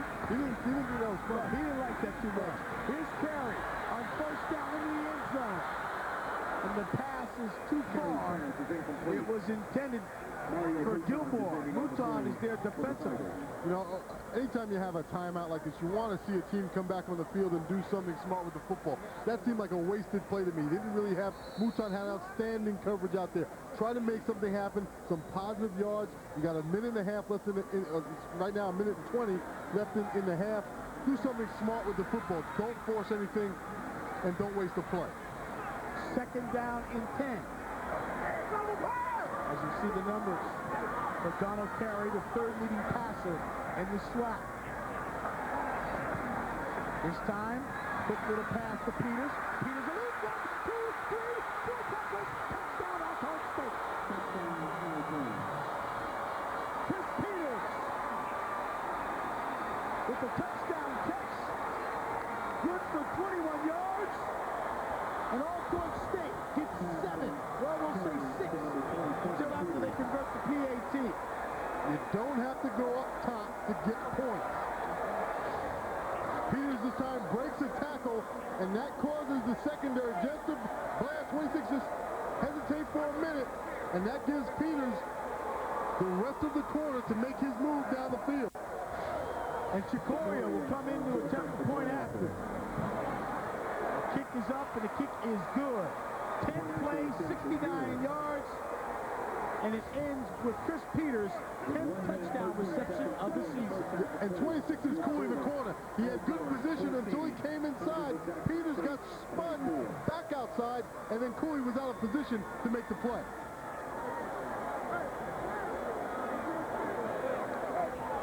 Like I said, you just don't have to do big things. There's a missed tackle by Andrews, the #1 leading tackle in the conference, and that led to the touchdown. You know, for a second there, I'm sitting there saying, wait a minute, Chris, what are you doing? You're coming back. You're not supposed to go backwards, but obviously he had method to his madness. He knew Andrews was going to swing him back outside. And correction on that call, 24-yard touchdown play for Chris Peters. But I was right, it was his 10th reception, 10th touchdown reception of the season. That leads the team. And it comes with a minute 13 left here in the first half. And boy, that was needed for the Braves to be able to go into the locker room with a little momentum, feeling good about themselves. Here's Goss on the return. And very quickly, Alcorn State closes in on him. That's Robert Lester with the hit. There's Robert right there, the sophomore. Robert right there, the sophomore. Batesville, Mississippi. 10 Tigers of Jackson State. But so far, that man right there you're looking at, Mr. Michael Goss, you might have to consider him the player of the game, at least here in the first half. That's right. With 2 touchdown receptions. Well, he does so much for him. Again, he's that guy in the slot, and everyone's thinking about Story and Taylor on the outside. It gives him a lot of room to work inside. Well, it's 1st and 10. You'd think they might run the football and run out the clock. Who, Jackson State? No way. They're going downfield. That pass was intended for Tim Manning. It was too high, but it stops the clock. Right. And if you're Alcorn State, you're saying, thank you very much. They have no timeouts whatsoever. They want to see the clock stop. Yeah, I think we've seen on first down, for the last first down for both teams, you saw bad decisions. You saw Alcorn waste the play. I thought throwing the ball deep. This time, don't stop the clock. Don't throw the ball deep. You don't need to get there right now. They're throwing again. And here's Kent. And a wide open receiver. The clock stops because he goes out of bounds, but they get a first down, so they'll reset. Pass was caught by Chris Jones, a good-looking freshman from Macon, Mississippi. One thing that's not unusual is Jackson State throwing the football at this point in the ball game, because that's what they do. Stick what you do. This time, you've been running the ball so much. Get a little wide open right now. I do think, though, that they have to be careful and not take too many chances at this point in the ball game. 1st and 10 at the 34-yard line for Kent. Kent trying to get out of problems. He eludes 2 guys, but eventually cannot get by that final guy. Looked to be Juan Wilson. Green also there to make the play. Kent went on the field with some very specific instructions about trying to get some points before the half, and they may be taking a look at their hurry-up offense. You're not sure what their motive is, but they are trying to get points. That time with the sack, he came up calling for the timeout. Well, we talked about how T.C. Taylor broke the record, the single-season record for most receptions. How about Robert Kent and his record so far this year? Attempts, completions, passing yards, total offense, a special player. The kind of player that his head coach, Robert Hughes, is very proud of. Well, you're looking at a kid who came out of high school with a 4.0 GPA, 21 ACT. His mother was the principal. His father followed him closely. He's a jewel because he has a cannon for an arm. And he is 17 for 24 for 160 yards, 2 touchdown passes in this one so far. Both of them going to Michael Goss. It's second down and 13. Kent was back in the shotgun with under a minute left to play. And again, they lead 24-14, and yet not content, want more. Well, I like what they've done with Kent this year and what they're doing with him right now. He's a young quarterback. He's made a lot of mistakes, but his coaches say, you know what, we're going to live and die with this kid. We're going to let him do all the things that a quarterback needs to do. Offense, 5-yard penalty. They're second down. Yes, he's throwing a lot of touchdowns, but he's also throwing a lot of interceptions. And they say, you know what, we don't mind that because we know he's going to get better. He's got so many raw ability. You hear his coach say he's a jewel. Well, you know what? Not every jewel comes out of the ground looking real sweet. You got to give it some time to develop and become the kind of jewel that makes a lot of money in the NFL one day. Both teams with 2 penalties. Starts out as pole first, is what you're telling me. Kent over the middle. Oh, my! Here goes Manning off the catch. Manning at the 15, pass by, touchdown, Jackson State. We've talked about them running out the clock, and obviously Robert Hughes knew better. I say it all the time, go for it. 66-yard touchdown for Tim Manning. Manning now with 6 touchdown catches on the season. George, you will hear people all the time complain about the prevent defense, but let me tell you what it does. Your safeties don't take chances. That time Parsons, the safety, came up, took a chance, and this is the result. Parsons just a sophomore. And these guys right here are going to be in great shape before this thing's all said and done. Push-ups for every point scored. Give me 30. Alcorn, 14. As you get a good look at Tim Manning. That drive, 4 plays, 81 yards, 66 of them going to Tim Manning off the catch and the touchdown. And it took just 33 seconds. They got the football back with under 120 left. We talked about them maybe running out the clock. You know, maybe we need to shut up and let coach coach. Well, I stand by it. I said, don't take the chances. And here, I credit this bad defense by Alcorn right there. Look at all those white jerseys that were right around the football at the point of catch and didn't make a play. And everyone's trying to go after the football and not checking out that Manning's the guy with the ball in his hand. Robert Kent just, I mean, look at the throw. That time he had something on that ball. He stepped off his back foot like a pitcher off the mound, off the rubber. Put that ball on the line.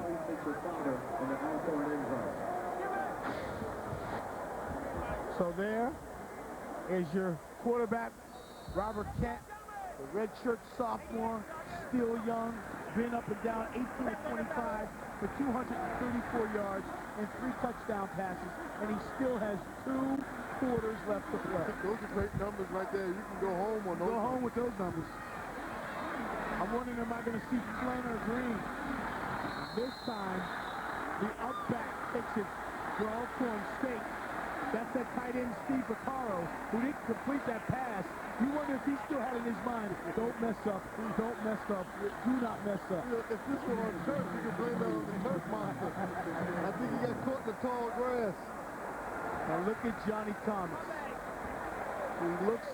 He has this look, he said, hey, listen, we are back in this football game. We're down 10 points. and then lo and behold, the Tigers strike quickly in 33 seconds. Well, you remember when Johnny Thomas talked about his points in this ball game, and one of them was don't give up the big play. And that big play that they just gave up is a backbreaker at this point in the ball game. Here's Carey going to his inside receiver this time and getting the first down. That's George Jones with the catch and run for 16 yards. Clock stops in college football to reset, so we've got 25 seconds left here in the second quarter. The clock again starting to roll.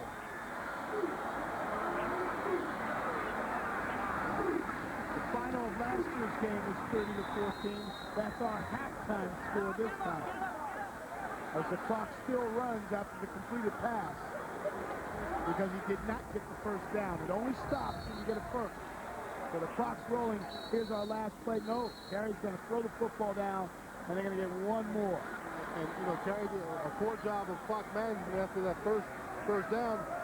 When the ball is set, the clock starts again. You don't get a full 25 seconds to snap the ball. When the ball is set, the clock starts again.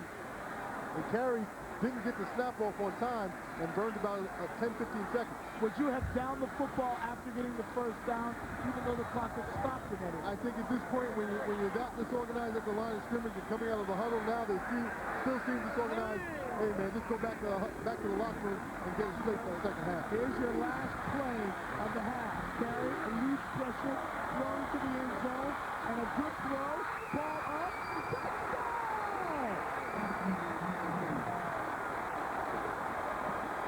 Are you kidding me? Ronald Gilmore goes up and gets it.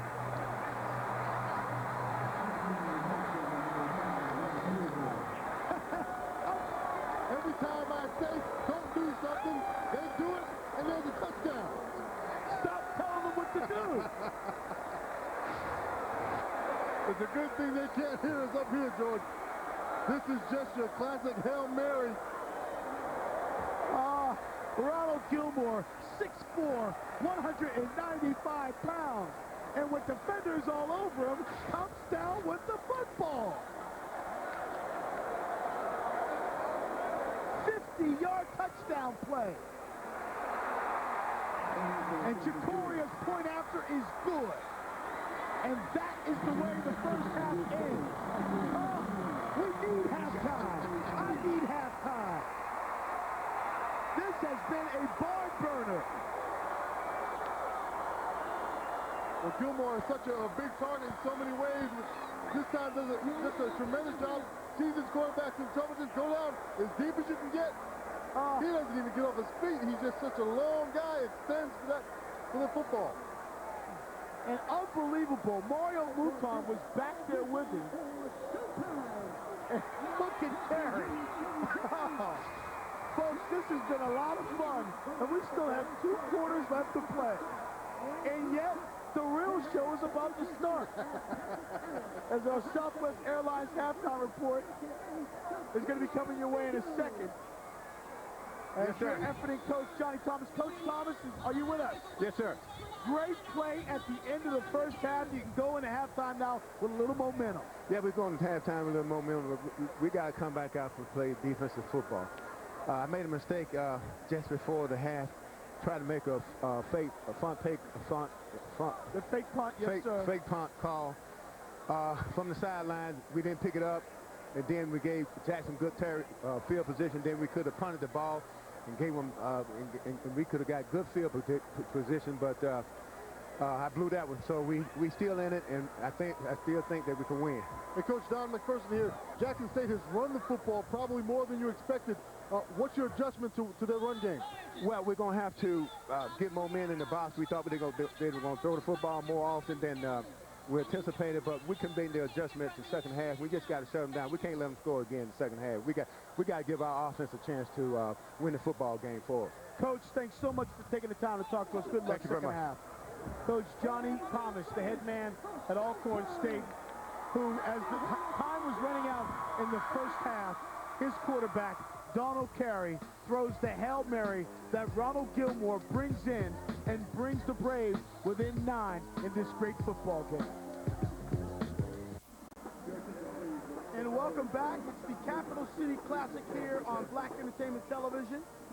Southwest Airlines, Black College Football, we're proud to bring you from time to time here, and we've got a good one. Jackson State leading Alcorn State 30-21, and for a second there, it looked like the Tigers were in control and were going to cruise, but Alcorn State, with that 50-yard Hail Mary play to end the first half, closes the deficit to just 9 points. George Johnson, along with Don McPherson and Joe Claire on the field for us.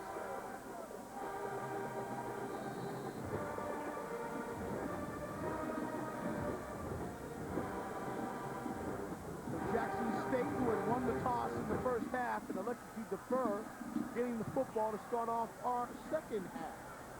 Corey's kick bounces, taking it to 10-yard line, and returns out to about the 13-yard line. As we take a look at the highlights from the first half. Well, Jackson State had their run game going early in this game and throughout this ball game, but Alcorn State came back with the touchdown to Gilmore, and then the big mistake towards the end of the half, the fake punt that just did not work. They tried to make a play. Jackson State came back with their playmaker, Goss, and then on the other side, Peters makes a play.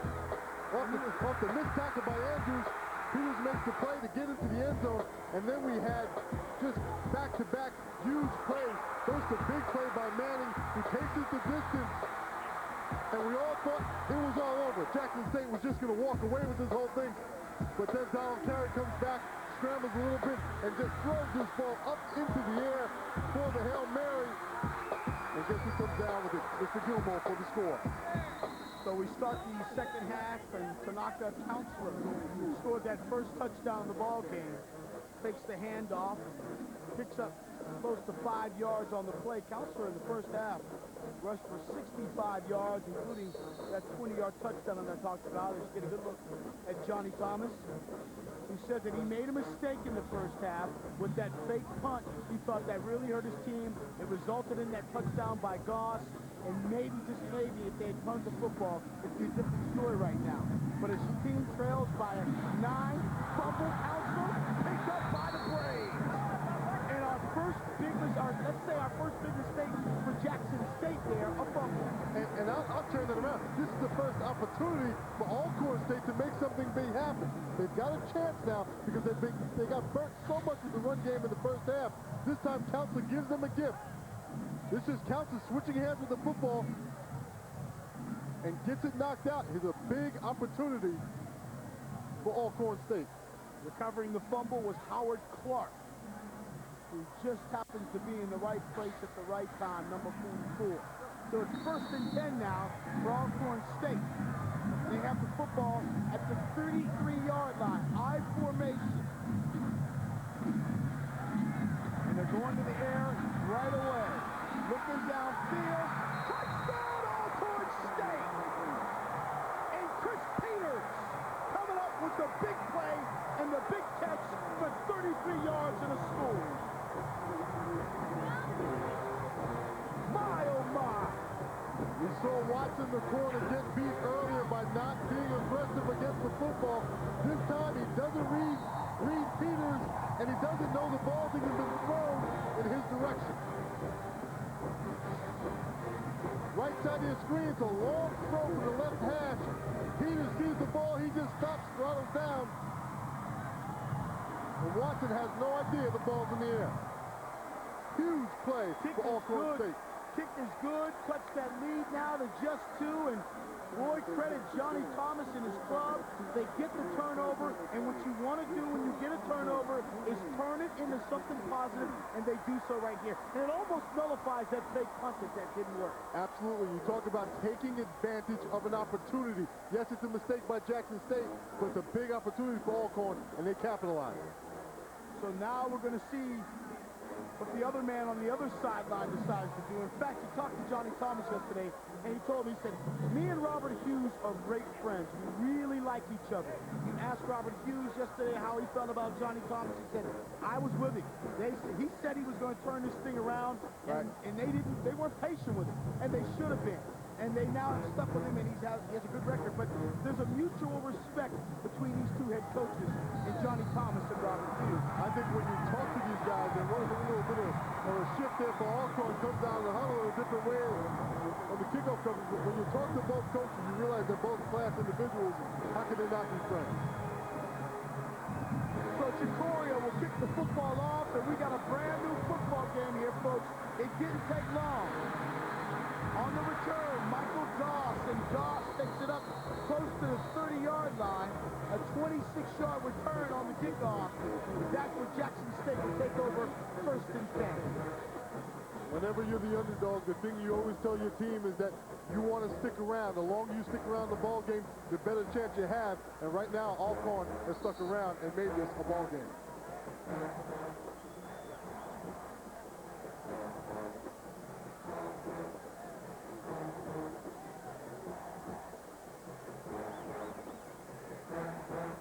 So the big-time catch and score for Chris Peters for 33 yards. We haven't played much here in the third quarter, and already, I mean, we went out of the first half, breathing hard. That's right. Needed a little bit of water, and Alcorn State comes right back and just to let us know, no time to catch any breath. That's right. And they upstaged the band, too. They couldn't get the band off the field quick enough. Which is very hard to do. That's right. So Robert Kent, your quarterback, number 1 for Jackson State, has single setback. Nathan McLaurin back there with him. The pass over the middle is deflected. It was intended for Tim Manning. Kent's got to take a little bit off of this football and give Manning a chance to catch it. If he gives him a chance to catch it, there's plenty of room to run. He got a little bit excited to that young quarterback. In that first half, Kent was 18 of 25 for 234 yards and 3 touchdowns. Very solid numbers for Kent. Here he is again. This time his pass is complete to D.C. Taylor, who in the first half gained the record holder, single season, for most receptions by a Tiger player. Here he is again. Jackson State moves Taylor and Story, the big guys, to the inside and allows them to run across the coverage. No huddle offense, not giving the Braves any time to set up. A sense of urgency for the Tigers as they watch their lead dissipate right before their eyes. Here's Kent. Good play by the defense, and yet Kent gets away from pressure and carries it down to the 40-yard line, a pickup of 15 yards. Robert Kent is not known for leaving that the comfortable confines of the pocket, but this time he makes a quick decision, and not a very common decision for him. He breaks the tackle and gets some positive yards out of this. This is one of those things that, you talk about quarterbacks coming out of the comfort zone. For Robert Kent, getting out there into the secondary with the ball in his hand is not his comfort zone. And now JSU looking to answer the call, first and 10 at the 40. The fake to Nolan, the throw over the middle, the pass is complete. This time he finds Robert Jacobs. Jacobs, the junior from Utica, Mississippi. And well, when you look at Jacobs, he's one of those players that, I mean, he has gotten so much adversity, so many injuries. Good to see him back on the field. Yeah, it is. And a guy you don't see a lot of because of those other wide receivers on this team, but an outstanding talent. Now you're starting to see the Jackson State we thought we were going to see at the beginning of the game. Staying in the shotgun, staying in the no huddle, and throwing the ball vertical. Again, single setback behind Kent. The running back is Lawrence Knowles, but Kent is thrown. He's got a receiver. Oh, and it was intended for Michael Goss. Good defensive play back there by Tyron Parsons. Now, earlier today, Alabama State taking on Mississippi Valley State, and the Hornets win 57-24. With that victory, that eliminates Jackson State from the mix. They can't get in, but Alcorn State still has an opportunity to win its final 2 games, this one, and then Arkansas Pine Bluff, and they would be in the SWAC championship on December 1st. But Alabama State and L.C. Cole, you know they're sitting there now watching this football game, because last year they thought they should have been in that championship game, and they lost out to Alabama A&M, and do not want to have to sit back and watch someone else help their destiny, but that's the case. That is the case. It's a frustrating, but they did what they had to do earlier today, and that's the point to L.C. Cole and his team. They took care of business. Now hopefully things will fall in place for them. Third down situation, make it 6 for Robert Kent in Jackson State. Pass is incomplete, intended for Story too high, and that brings up a 4th down situation. Now because of the kicking situation that Jackson State has, one would assume that they're going to go for 4th down here. Absolutely. They have not been very good when it comes to field goals, although Johnny Neal did convert on a field goal earlier. That was from 33 yards out. Check that 23 yards out, but this time they're going for it. 4th and 6 for Kent. Good pressure. Kent eluding pressure. Kent still on his feet. Kent jumping. And a good play defensively.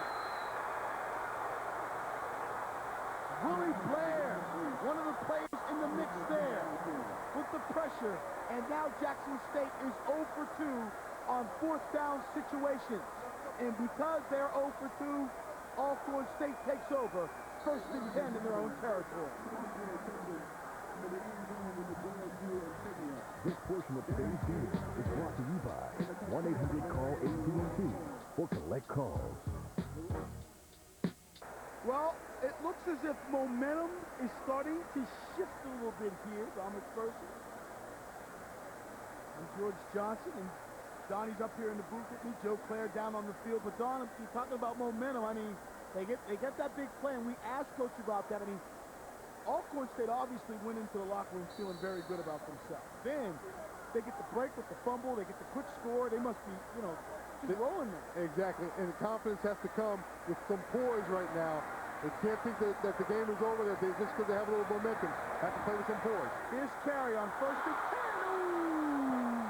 And Mouton almost had a gift. And let me tell you, with poise comes smart decisions, and especially by your quarterback, do not force the football. That time Mouton had outstanding position. It was an out route to the field. It's the longest throw in football.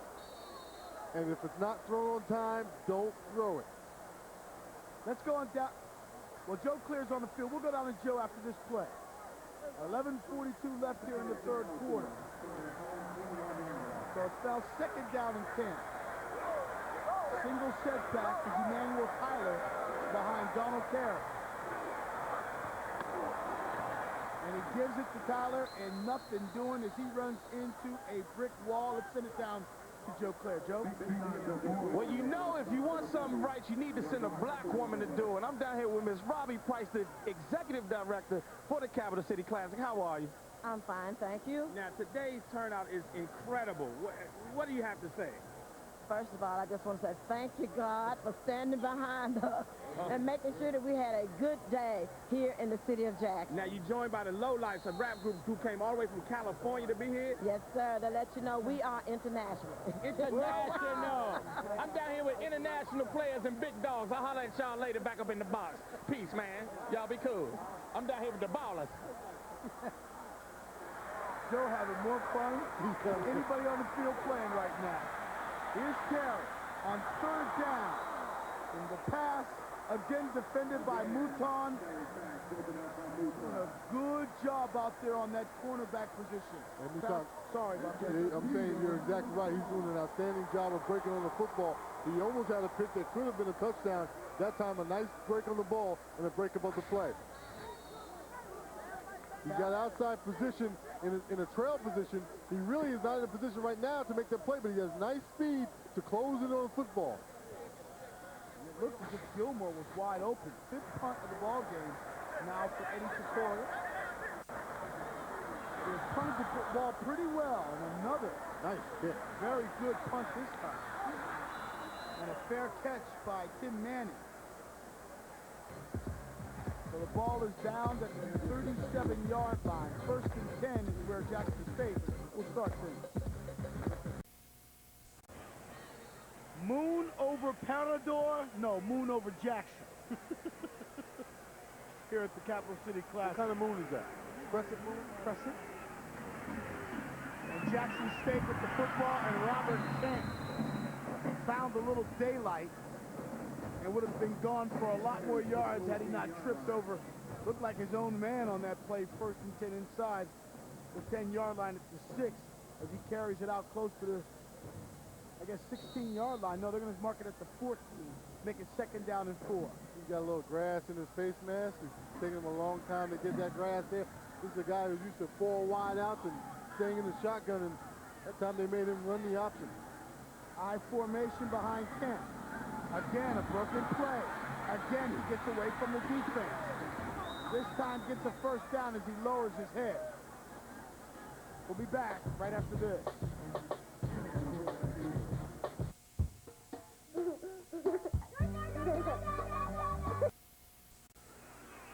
Welcome back. 3rd quarter. You see our time, 2:20 left here in the 3rd quarter. 2-point lead for Jackson State, who has the football in a 1st and 10 situation. T.C. Taylor, oh so smooth, takes it out to the 19, a pickup of 10. Let's take a look at our MEAC standings brought to you by AT&T. Florida A&M is up top, playing Bethune-Cookman. If they beat Bethune-Cookman, the conference is theirs. If they don't win, then there's a whole bunch of teams with an opportunity to win this thing. Bethune, Hampton has an opportunity to win the conference, and North Carolina A&T also has an outside shot at winning the MEAC. Today's MEAC standings brought to you by 1-800-CALL-AT&T to collect bills. And Alcorn State may have made an interception right there, although they're waving it off. Henry Jackson looked like the man who had made the play, but they're going to say it touched the ground first. Well, Henry Jackson did all he could do. I think he made the interception, but then he got up and he acted like it was a catch, and that's what you have to do. You have to be a little bit of an actor. We'll get another look to see how close this was.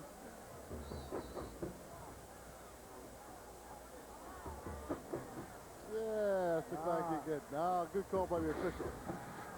Jackson, senior from Houston, Texas, on 2nd down, and they run the football this time.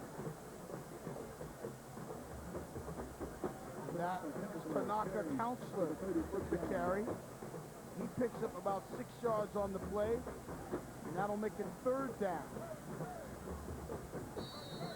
Bobby, I'm sorry. You're going back to the MEAC standings. You see, if Bethune-Cookman wins, then all of a sudden everything's thrown into disarray, and I think the state of college football has never been better. There's just so much competition out there. Well, Howard Clark, a little antsy on that play. He knew that his defense had to come up with a stop as they still try to regain, or at least get their first lead of the ball game. They trail by 2. You heard Johnny Thomas talk about not making mistakes and keeping your poise and knowing when you get an opportunity to seize it. That's the kind of play. You get a little antsy, get a little excited. Yeah, but when you're one of the top tacklers in football, you can be a little antsy. And that's what Howard Clark is, the 2nd leading tackler in the SWAC. I'm sure he's about the only guy on that defense that Coach Thomas won't be mad at. So 1st and 10 now, ball at the 41. Kent, and T.C. Taylor came back for that one, and it went in and out of his hands. Taylor saying, give me that ball on the upfield arm. That's what he's saying. And give it to me on the upfield arm where I can catch it and keep running upfield. He had to reach back and up for that ball, made it a difficult catch, and brought him further into the defense. Still a minute 3 left here in our 3rd quarter. You get a good look at T.C. Taylor. He joined Willie Richardson and Sylvester Morris as the only Tiger receivers to go over 1,000 yards in a season receiving. Here's Kent. Over the middle. Catch is made by T.C. Taylor right on cue. 56 seconds left in the 3rd. We take this quick break with up more. Welcome back. 56 seconds left, as you can see. And they're trying to go to the outside. Jackson State and do so. Tanaka Counselor. Willie Blair is the man that rode him out of bounds. Number 22, Counselor already with a 20-yard touchdown run earlier in the ball game in the 1st quarter. In fact, he was the first one to get into the end zone, but he surely wasn't the last. That's right. And they've got a tremendous amount of production out of this run game, and counts as the reason. His hitting the ball in between the tackles early in this ball game really opened up their run game for Jackson State. Well, Robert Kent waiting for the clock to run out. 2 seconds, 1, and we've come to the end of the third quarter.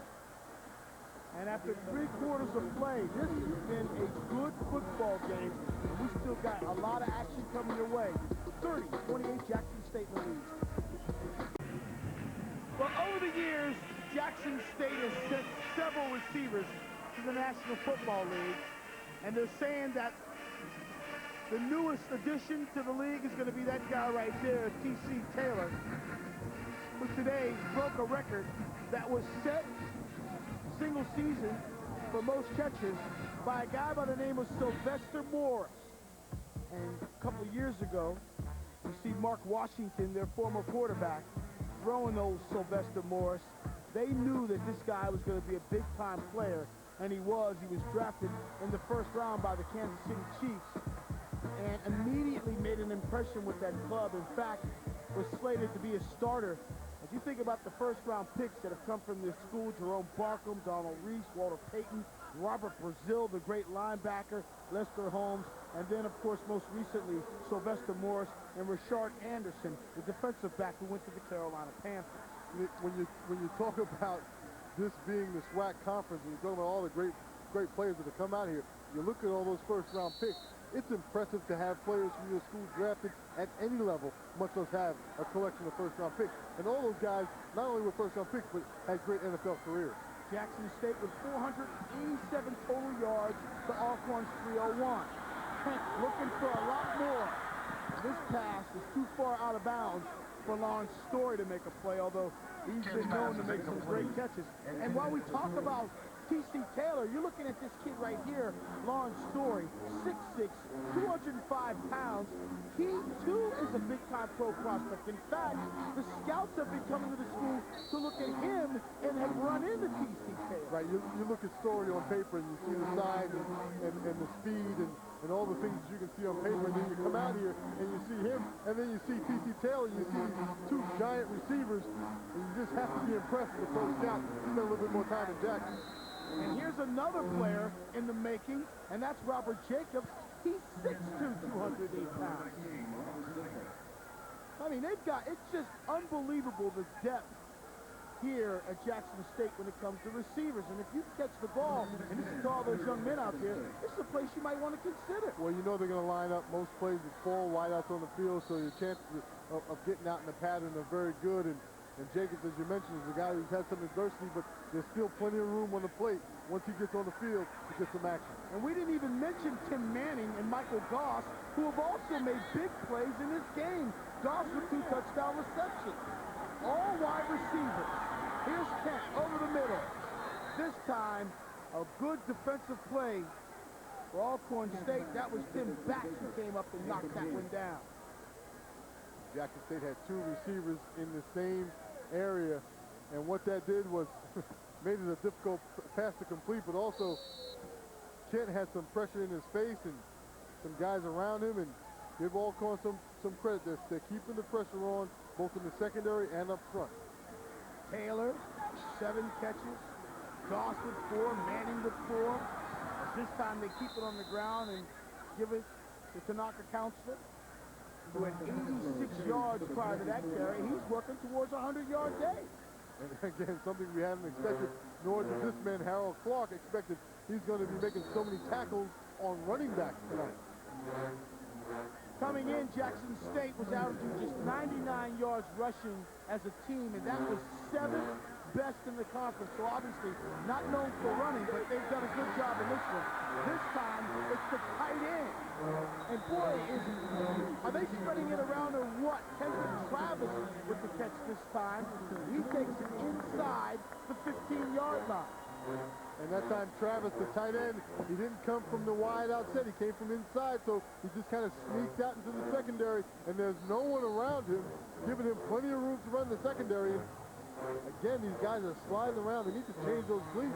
Surprised they didn't get that done at halftime. You've got to be impressed with Kent's ability to throw to all these different receivers, you being a former All-American yourself, to watch a kid, especially at this age, knowing he still has 2 more years to go at college football, and be able to throw to 7 and 8 different receivers. And what's so impressive about that is that you have Story and Taylor, who are so outstanding, you can just focus on those guys, and you look at the numbers, it seems like they have, but you're right, he spreads the ball around, he gets the ball to his tight end, he gets the ball to his inside receivers. He has done an outstanding job of looking all over the field. And right now, they're threatening, they're inside the 10. We'll see if they can score when we get back. This portion of today's game is brought to you by Rocky Mountain Cold Coors Light. Are you ready for a cold one? And welcome back, George Johnson, along with Don McPherson and Joe Claire. And Don, you want to take a knife, stick it in and twist it. You start a drive from the 6-yard line and bring it all the way downfield like Jackson State has done right here. Taking the time off the clock, boy, that really can hurt you if they aren't able to get in the end zone here. Travis is in motion. They give it to Counselor.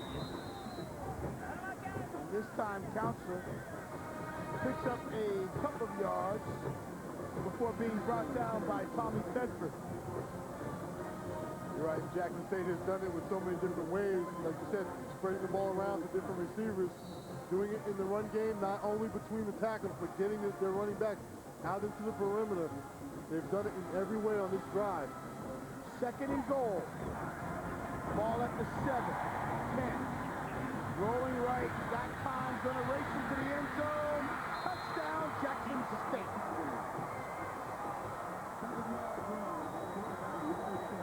Bobby Kent with a 7-yard touchdown run and reestablishes their lead 36-28. We said all along, this is not Kent's strong point. He's not the type of guy who's going to take it and tuck it and run, but he's done a nice job, and this is a good decision. Right now, he knows he has nothing. He pulls it down and heads for the pylon. That bad ankle we talked about in the open doesn't seem too bad right now. He seems fairly fleet of foot. That's his 7th rushing touchdown of the season. He came in the 2nd in that category, rushing touchdowns on the club. I would assume a lot of them, as you said, don't come from too far out because he didn't want to run, but so much. But that short touchdown run and the point after, it gives Jackson State a 9-point lead.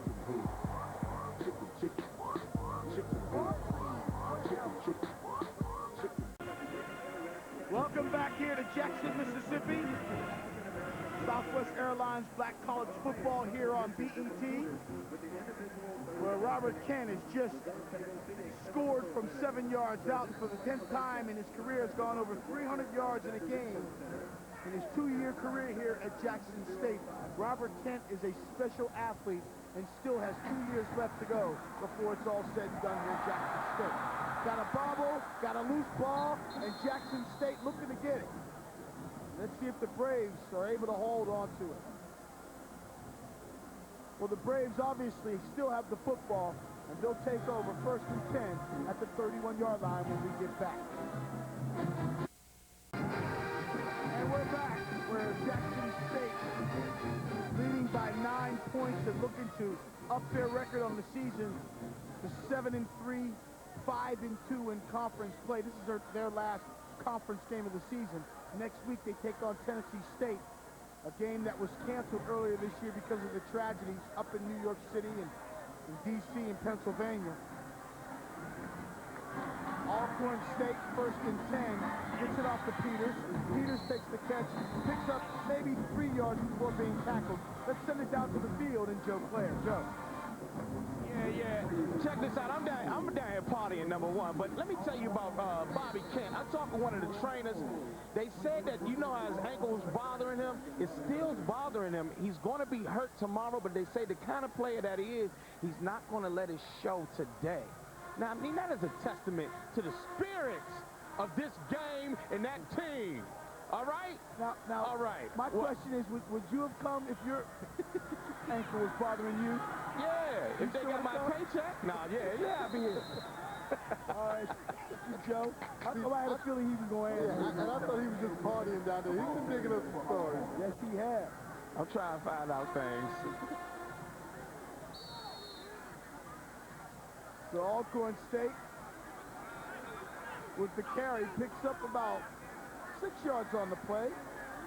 3rd down and 4, and a big play for them as the clock continues to wind down. 12 minutes left here in our 4th quarter.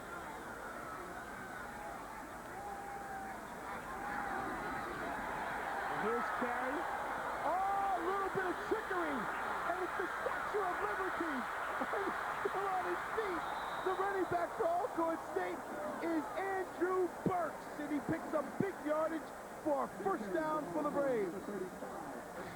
You know, That's his play. when Johnny Thomas said that,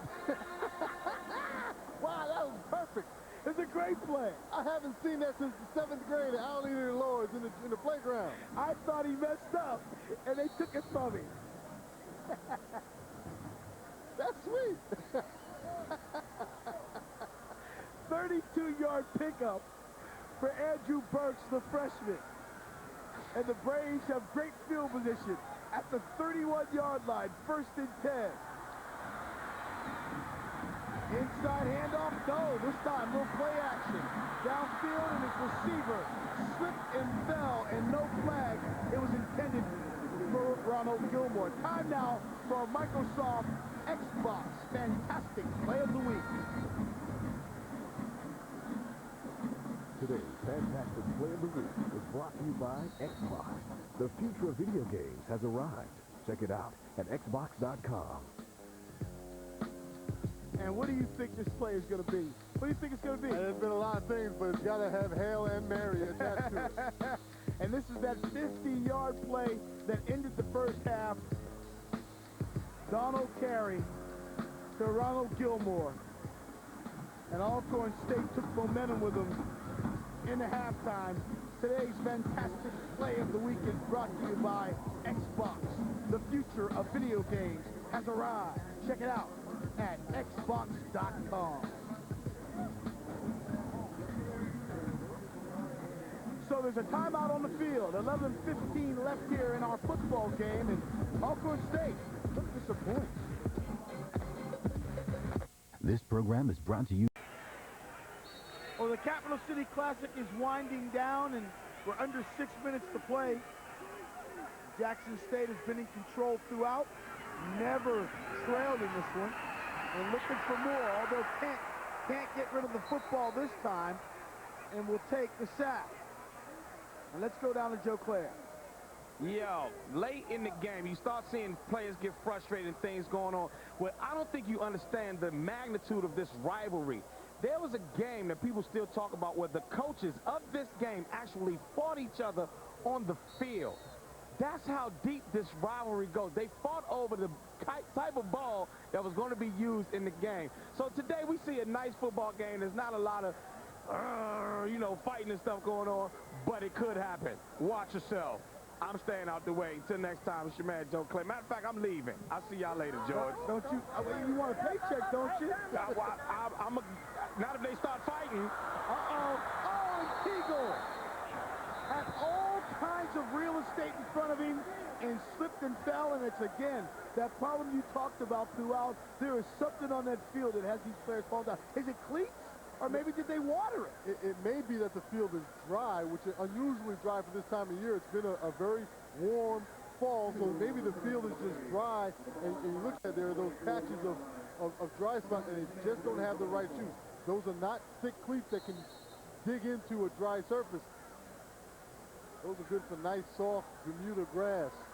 By the way, if I can get any numbers on Lonnie Teagle, he had a chance to break a couple of school records. The return man, number 43. But here it is, 1st and 10 for the Braves. Carey was forced to get rid of that one very quickly. Peters was coming back through the middle.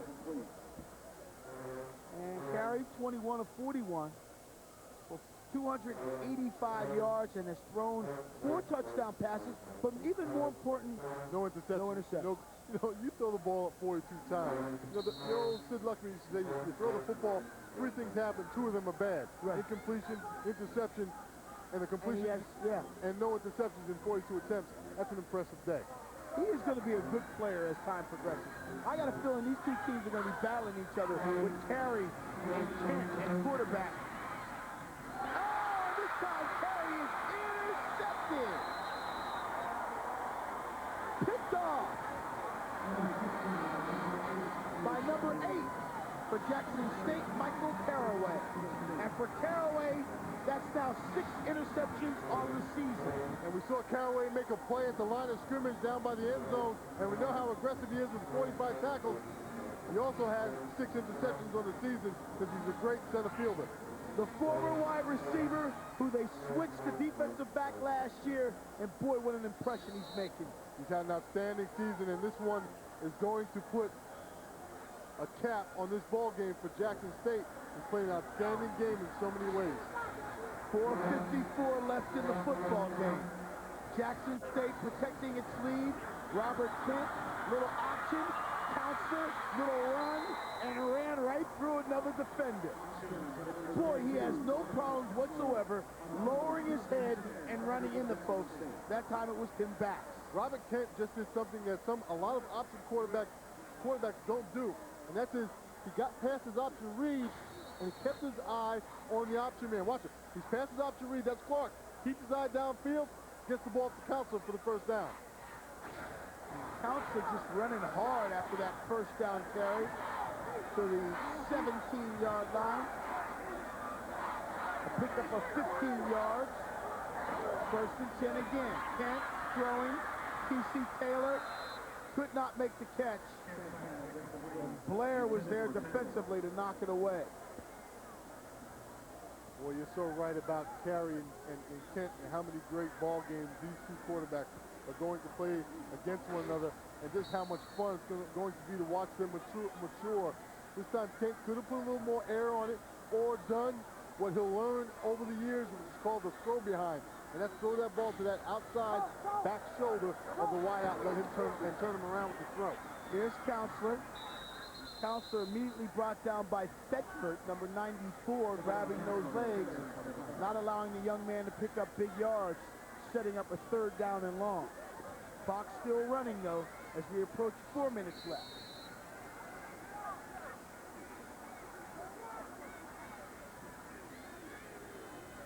Counselor, as you can see, his numbers came in. Season highs for this club in carries and yards rushing as they go for the end zone. Story, touchdown!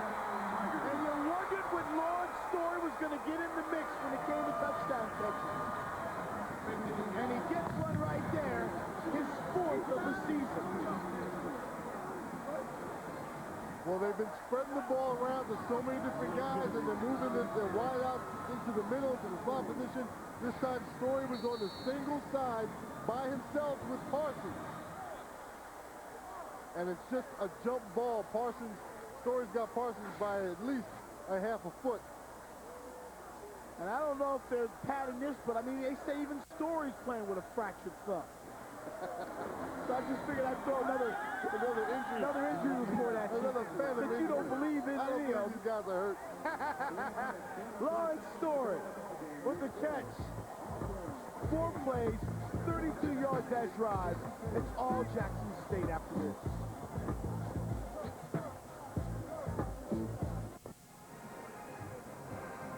Well, from the looks of things, Jackson State is going to up their record to 6-3, 5-2 in conference play, while Alcorn State will suffer the loss as they now fall. And again, this is not over, but if they were to lose, the overall record will be 500. But 4-2 in the conference after a season in which they went 0-8. There's nothing to hang your head about. This team has played well all year long. Eagle will take the kickoff, carry it out to about the 27-yard line. You know, George, you bring up a great point. This Alcorn State team was 0-11 a year ago. And to be this close playing for a shot at the SWAC championship game is a tremendous accomplishment. And there's the record you mentioned earlier. Absolutely. Teagle, just a freshman from Houston, Texas.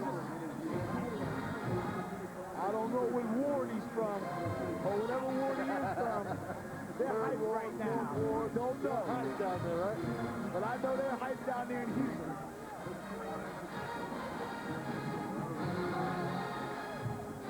The fans start to They play that final song of the night. Something tells me they go on into the night. Yes, sir. Somewhere out there, I can see R. Kelly sneaking out the back door. 3:35 left in the football game, and it's 44-28.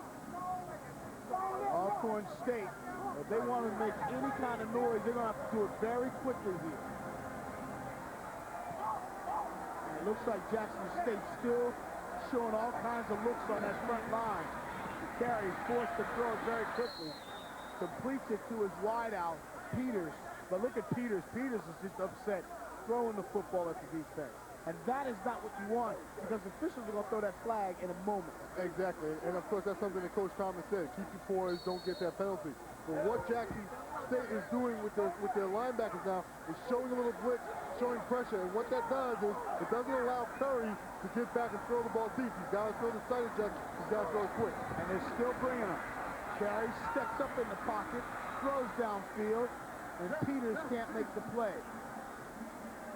Defensively back there, Caraway was one defender. Also Michael Cooley. As you see, Chris Peters, 9 receptions, 138 yards. He too has been sensational in this football game. Yeah, you go around the country, you ask receivers if they'd like to have the kind of day that some of these guys have had. Just what we expected from both of these teams, to put the ball up a lot. Clock stops. As you can see, our presence in the background. Carey gets it knocked down. Al Stokes looks like he got a big old paw on there, number 92. And that's going to set up a 4th down situation. I mean, do you go for this? I mean, it's late in the game. If you don't make it, you give JSU great field position. I don't think you have much of a choice but to go for this. I think if the situation of the season is any different, yeah, I think you put it away and you live to play another day. But Alcorn State knows that the only chance that they have of going to the championship game is right here, right now. And this might be the biggest play of the game. 4th down. Gilmore made the catch. Mouton came up and made the stick, and he falls short of a 1st down. That's a big tackle by Mouton in the open field on Gilmore, big receiver, able to make the stop and force the turnover on down. Elgin Andrews, I just found out, number 44 for Jackson State, your leading tackler with 14 stops. And so he continues to pad his lead in the SWAC. I can't assume him losing that spot. I thought I saw that Clark had 10 tackles, and he came in the 2nd leading tackle. Right. And Elgin has 15, so if Clark has just 10, that means Andrews pads that stack. As you get a good look at number 44, just a junior, played as a true freshman here at Andrews, and has had a great career. And still has another one left, another season left next year.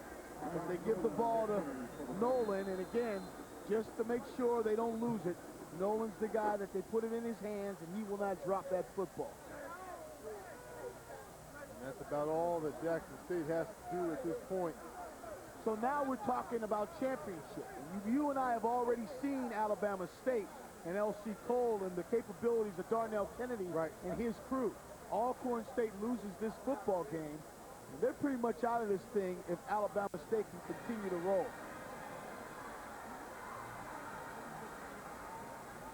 And again, games coming up next week are non-conference games, most of them that are being played. Well, Arkansas Pine Bluff does have Alcorn State, but that really doesn't matter. Right.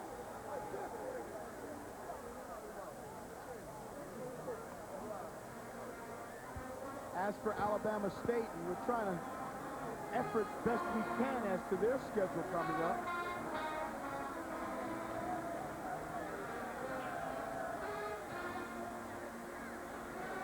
So Alabama State, from what I understand now, is that the season is over for them after today. So it looks like the Hornets are in great shape to find themselves in that SWAC championship game. And L.C. Cole, who, like I said, thought he should have been there last year, That's right. Well, probably feeling very good about himself and very good about Jackson State right He's now. kicking back right now and enjoying BET right now. He told me last time he had to go out and cut the grass. He couldn't watch it. That's right. As Counselor gets free and picks up again more big-time yardage. Counselor's high this year was 188 yards rushing against Mississippi Valley State. And this is how they start. This run game started at the beginning of the game. They're still doing it. You see Harold Clark. He's not going to catch anybody in tackles because he's chasing. And he's so busy worried about the pass game, they can't plug these holes. And Counselor has just done an outstanding job between the tackles all night.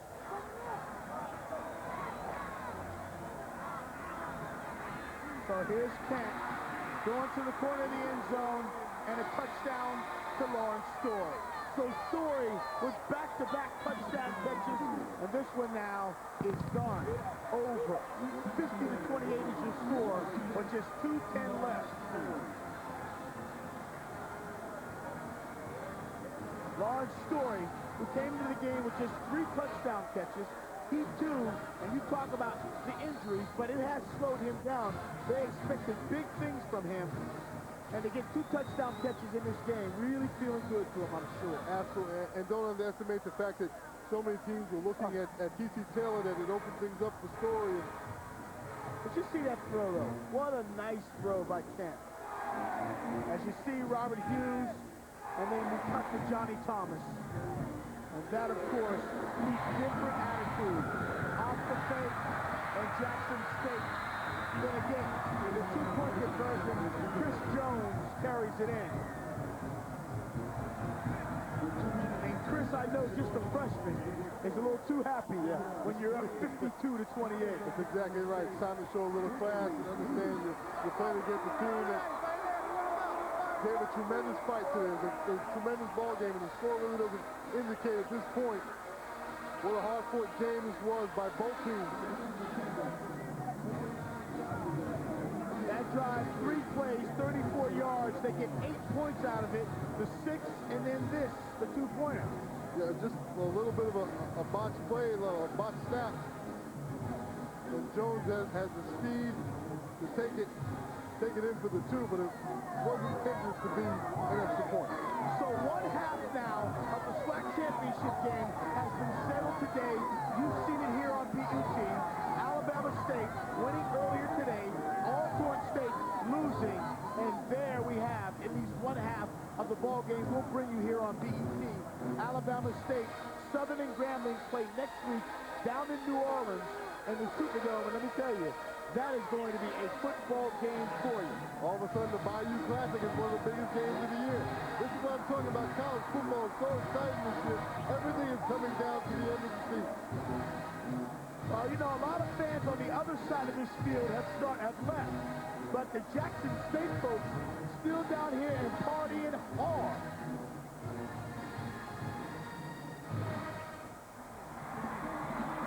Both teams about to close out their season as you see Teagle get to the outside, and we showed you the graphic a little earlier on that young man Lonnie Teagle, who now is the single season leader in kickoff returns. Also looking for that record in punt returns. But already just a freshman and making a huge impression on this program. As you see Johnny Thomas, very intelligent man. He's got his master's degree in health and physical education, also completed his studies for educational doctorate, higher learning in sports management, and he transfers that to his student athletes. Yeah, we talked to him yesterday. I was asking about why he has so many intelligent guys on his team. He said, well, he looks for those type of guys. He said it's by design. As Chris Peters is looking for the flag down there, but he said it's by design. That's who we bring in. That's who we're recruiting. He said the first thing he did when he got here, said this team is going to be about discipline. Discipline in the classroom first, and then on the field. And he went out after that, and he looked for kids to recruit. And he told them these are the expectations. And then he also has full-time tutorial support from professors on campus, full-time professors who help tutor student athletes, and in particular his football teams. as we get this flag waved off. And that's the time he's built a team that's very much like him. Very disciplined, very much involved in academics, and he's built a nice team here. And again, all those things off the field, he's taking the team from 0-11 back to the end of the season with a shot at the championship game. His brother, Dennis, is the athletic director at Hampton University. Dennis also played, and he said Dennis is one of his influences when it comes to coaching. He said Dennis helped him with defense and the preparation of getting ready for ball games on the defensive side of the football. Johnny Thomas and Dennis Thomas obviously still very close, and I got a chance to know Dennis as well. He's on the selection committee for Division I AA football when it comes to the playoffs. So again, out to Dennis Thomas, who is with Hampton. As you can see, they're getting the Gatorade ready. They're getting the Gatorade ready. Who are they going to get? Who do you think they want? Do they want Hughes, or do they want someone else? Oh, they want Hughes. They know we're up here talking about the other coach. And that, of course, being Robert Hughes. That's right. Is a grad of Jackson State. Been here for 27 years. He's done a good job with this program. He started out as the interim head coach and took over full-time after 11 games. And his defense continues to put on the pressure. That's Caraway with the sack on carry, as we're now under 1:40. Robert Kent's a little upset. Somebody dumped the Gatorade on him. So now he's on him? Well, no, someone dumped the Gatorade that was in the bucket. He was about to dump it on his coat. And see the Gatorade on the ground? He's a little upset.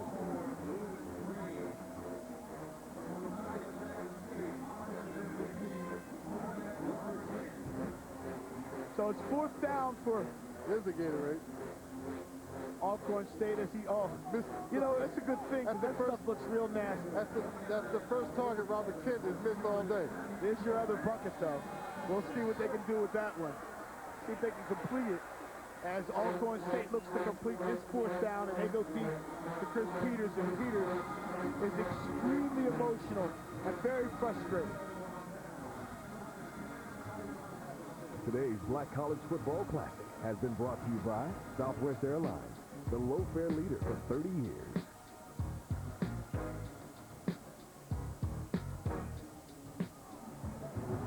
So we're starting to wind this thing down. We're under a minute left in the football game. Look at those Jackson State fans. They aren't going to the SWAC championship game. They still have one more game to play, though, and that's against Tennessee State, and that will not be an easy ball game, as the Tigers of Tennessee State from the Ohio Valley Conference are no joke this year, and one of the top teams in Division I AA.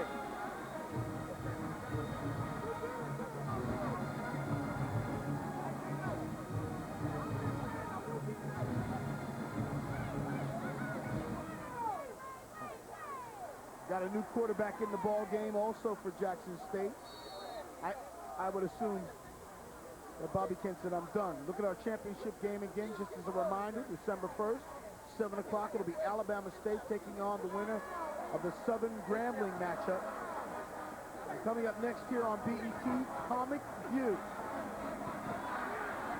And look at him, they're still throwing the football. That's John Flynn, who's coming to the game for Kent. Flynn says, hey, man, I don't get to play too much. That's right. And I won't play too much with Kent still here. That's right. Because Kent still has 2 more years there at the helm. So an awful tough school for you to come to if you're a quarterback. Right. John Flynn, the freshman. He doesn't have anywhere. He's just a freshman. Let's get some of those older guys. They got their offensive coordinator. And doing a good job. He's all dumped up. He's obviously very happy. Kent obviously had somebody else in mind to bring down, and that's Darryl Asbury, the offensive coordinator in his first year.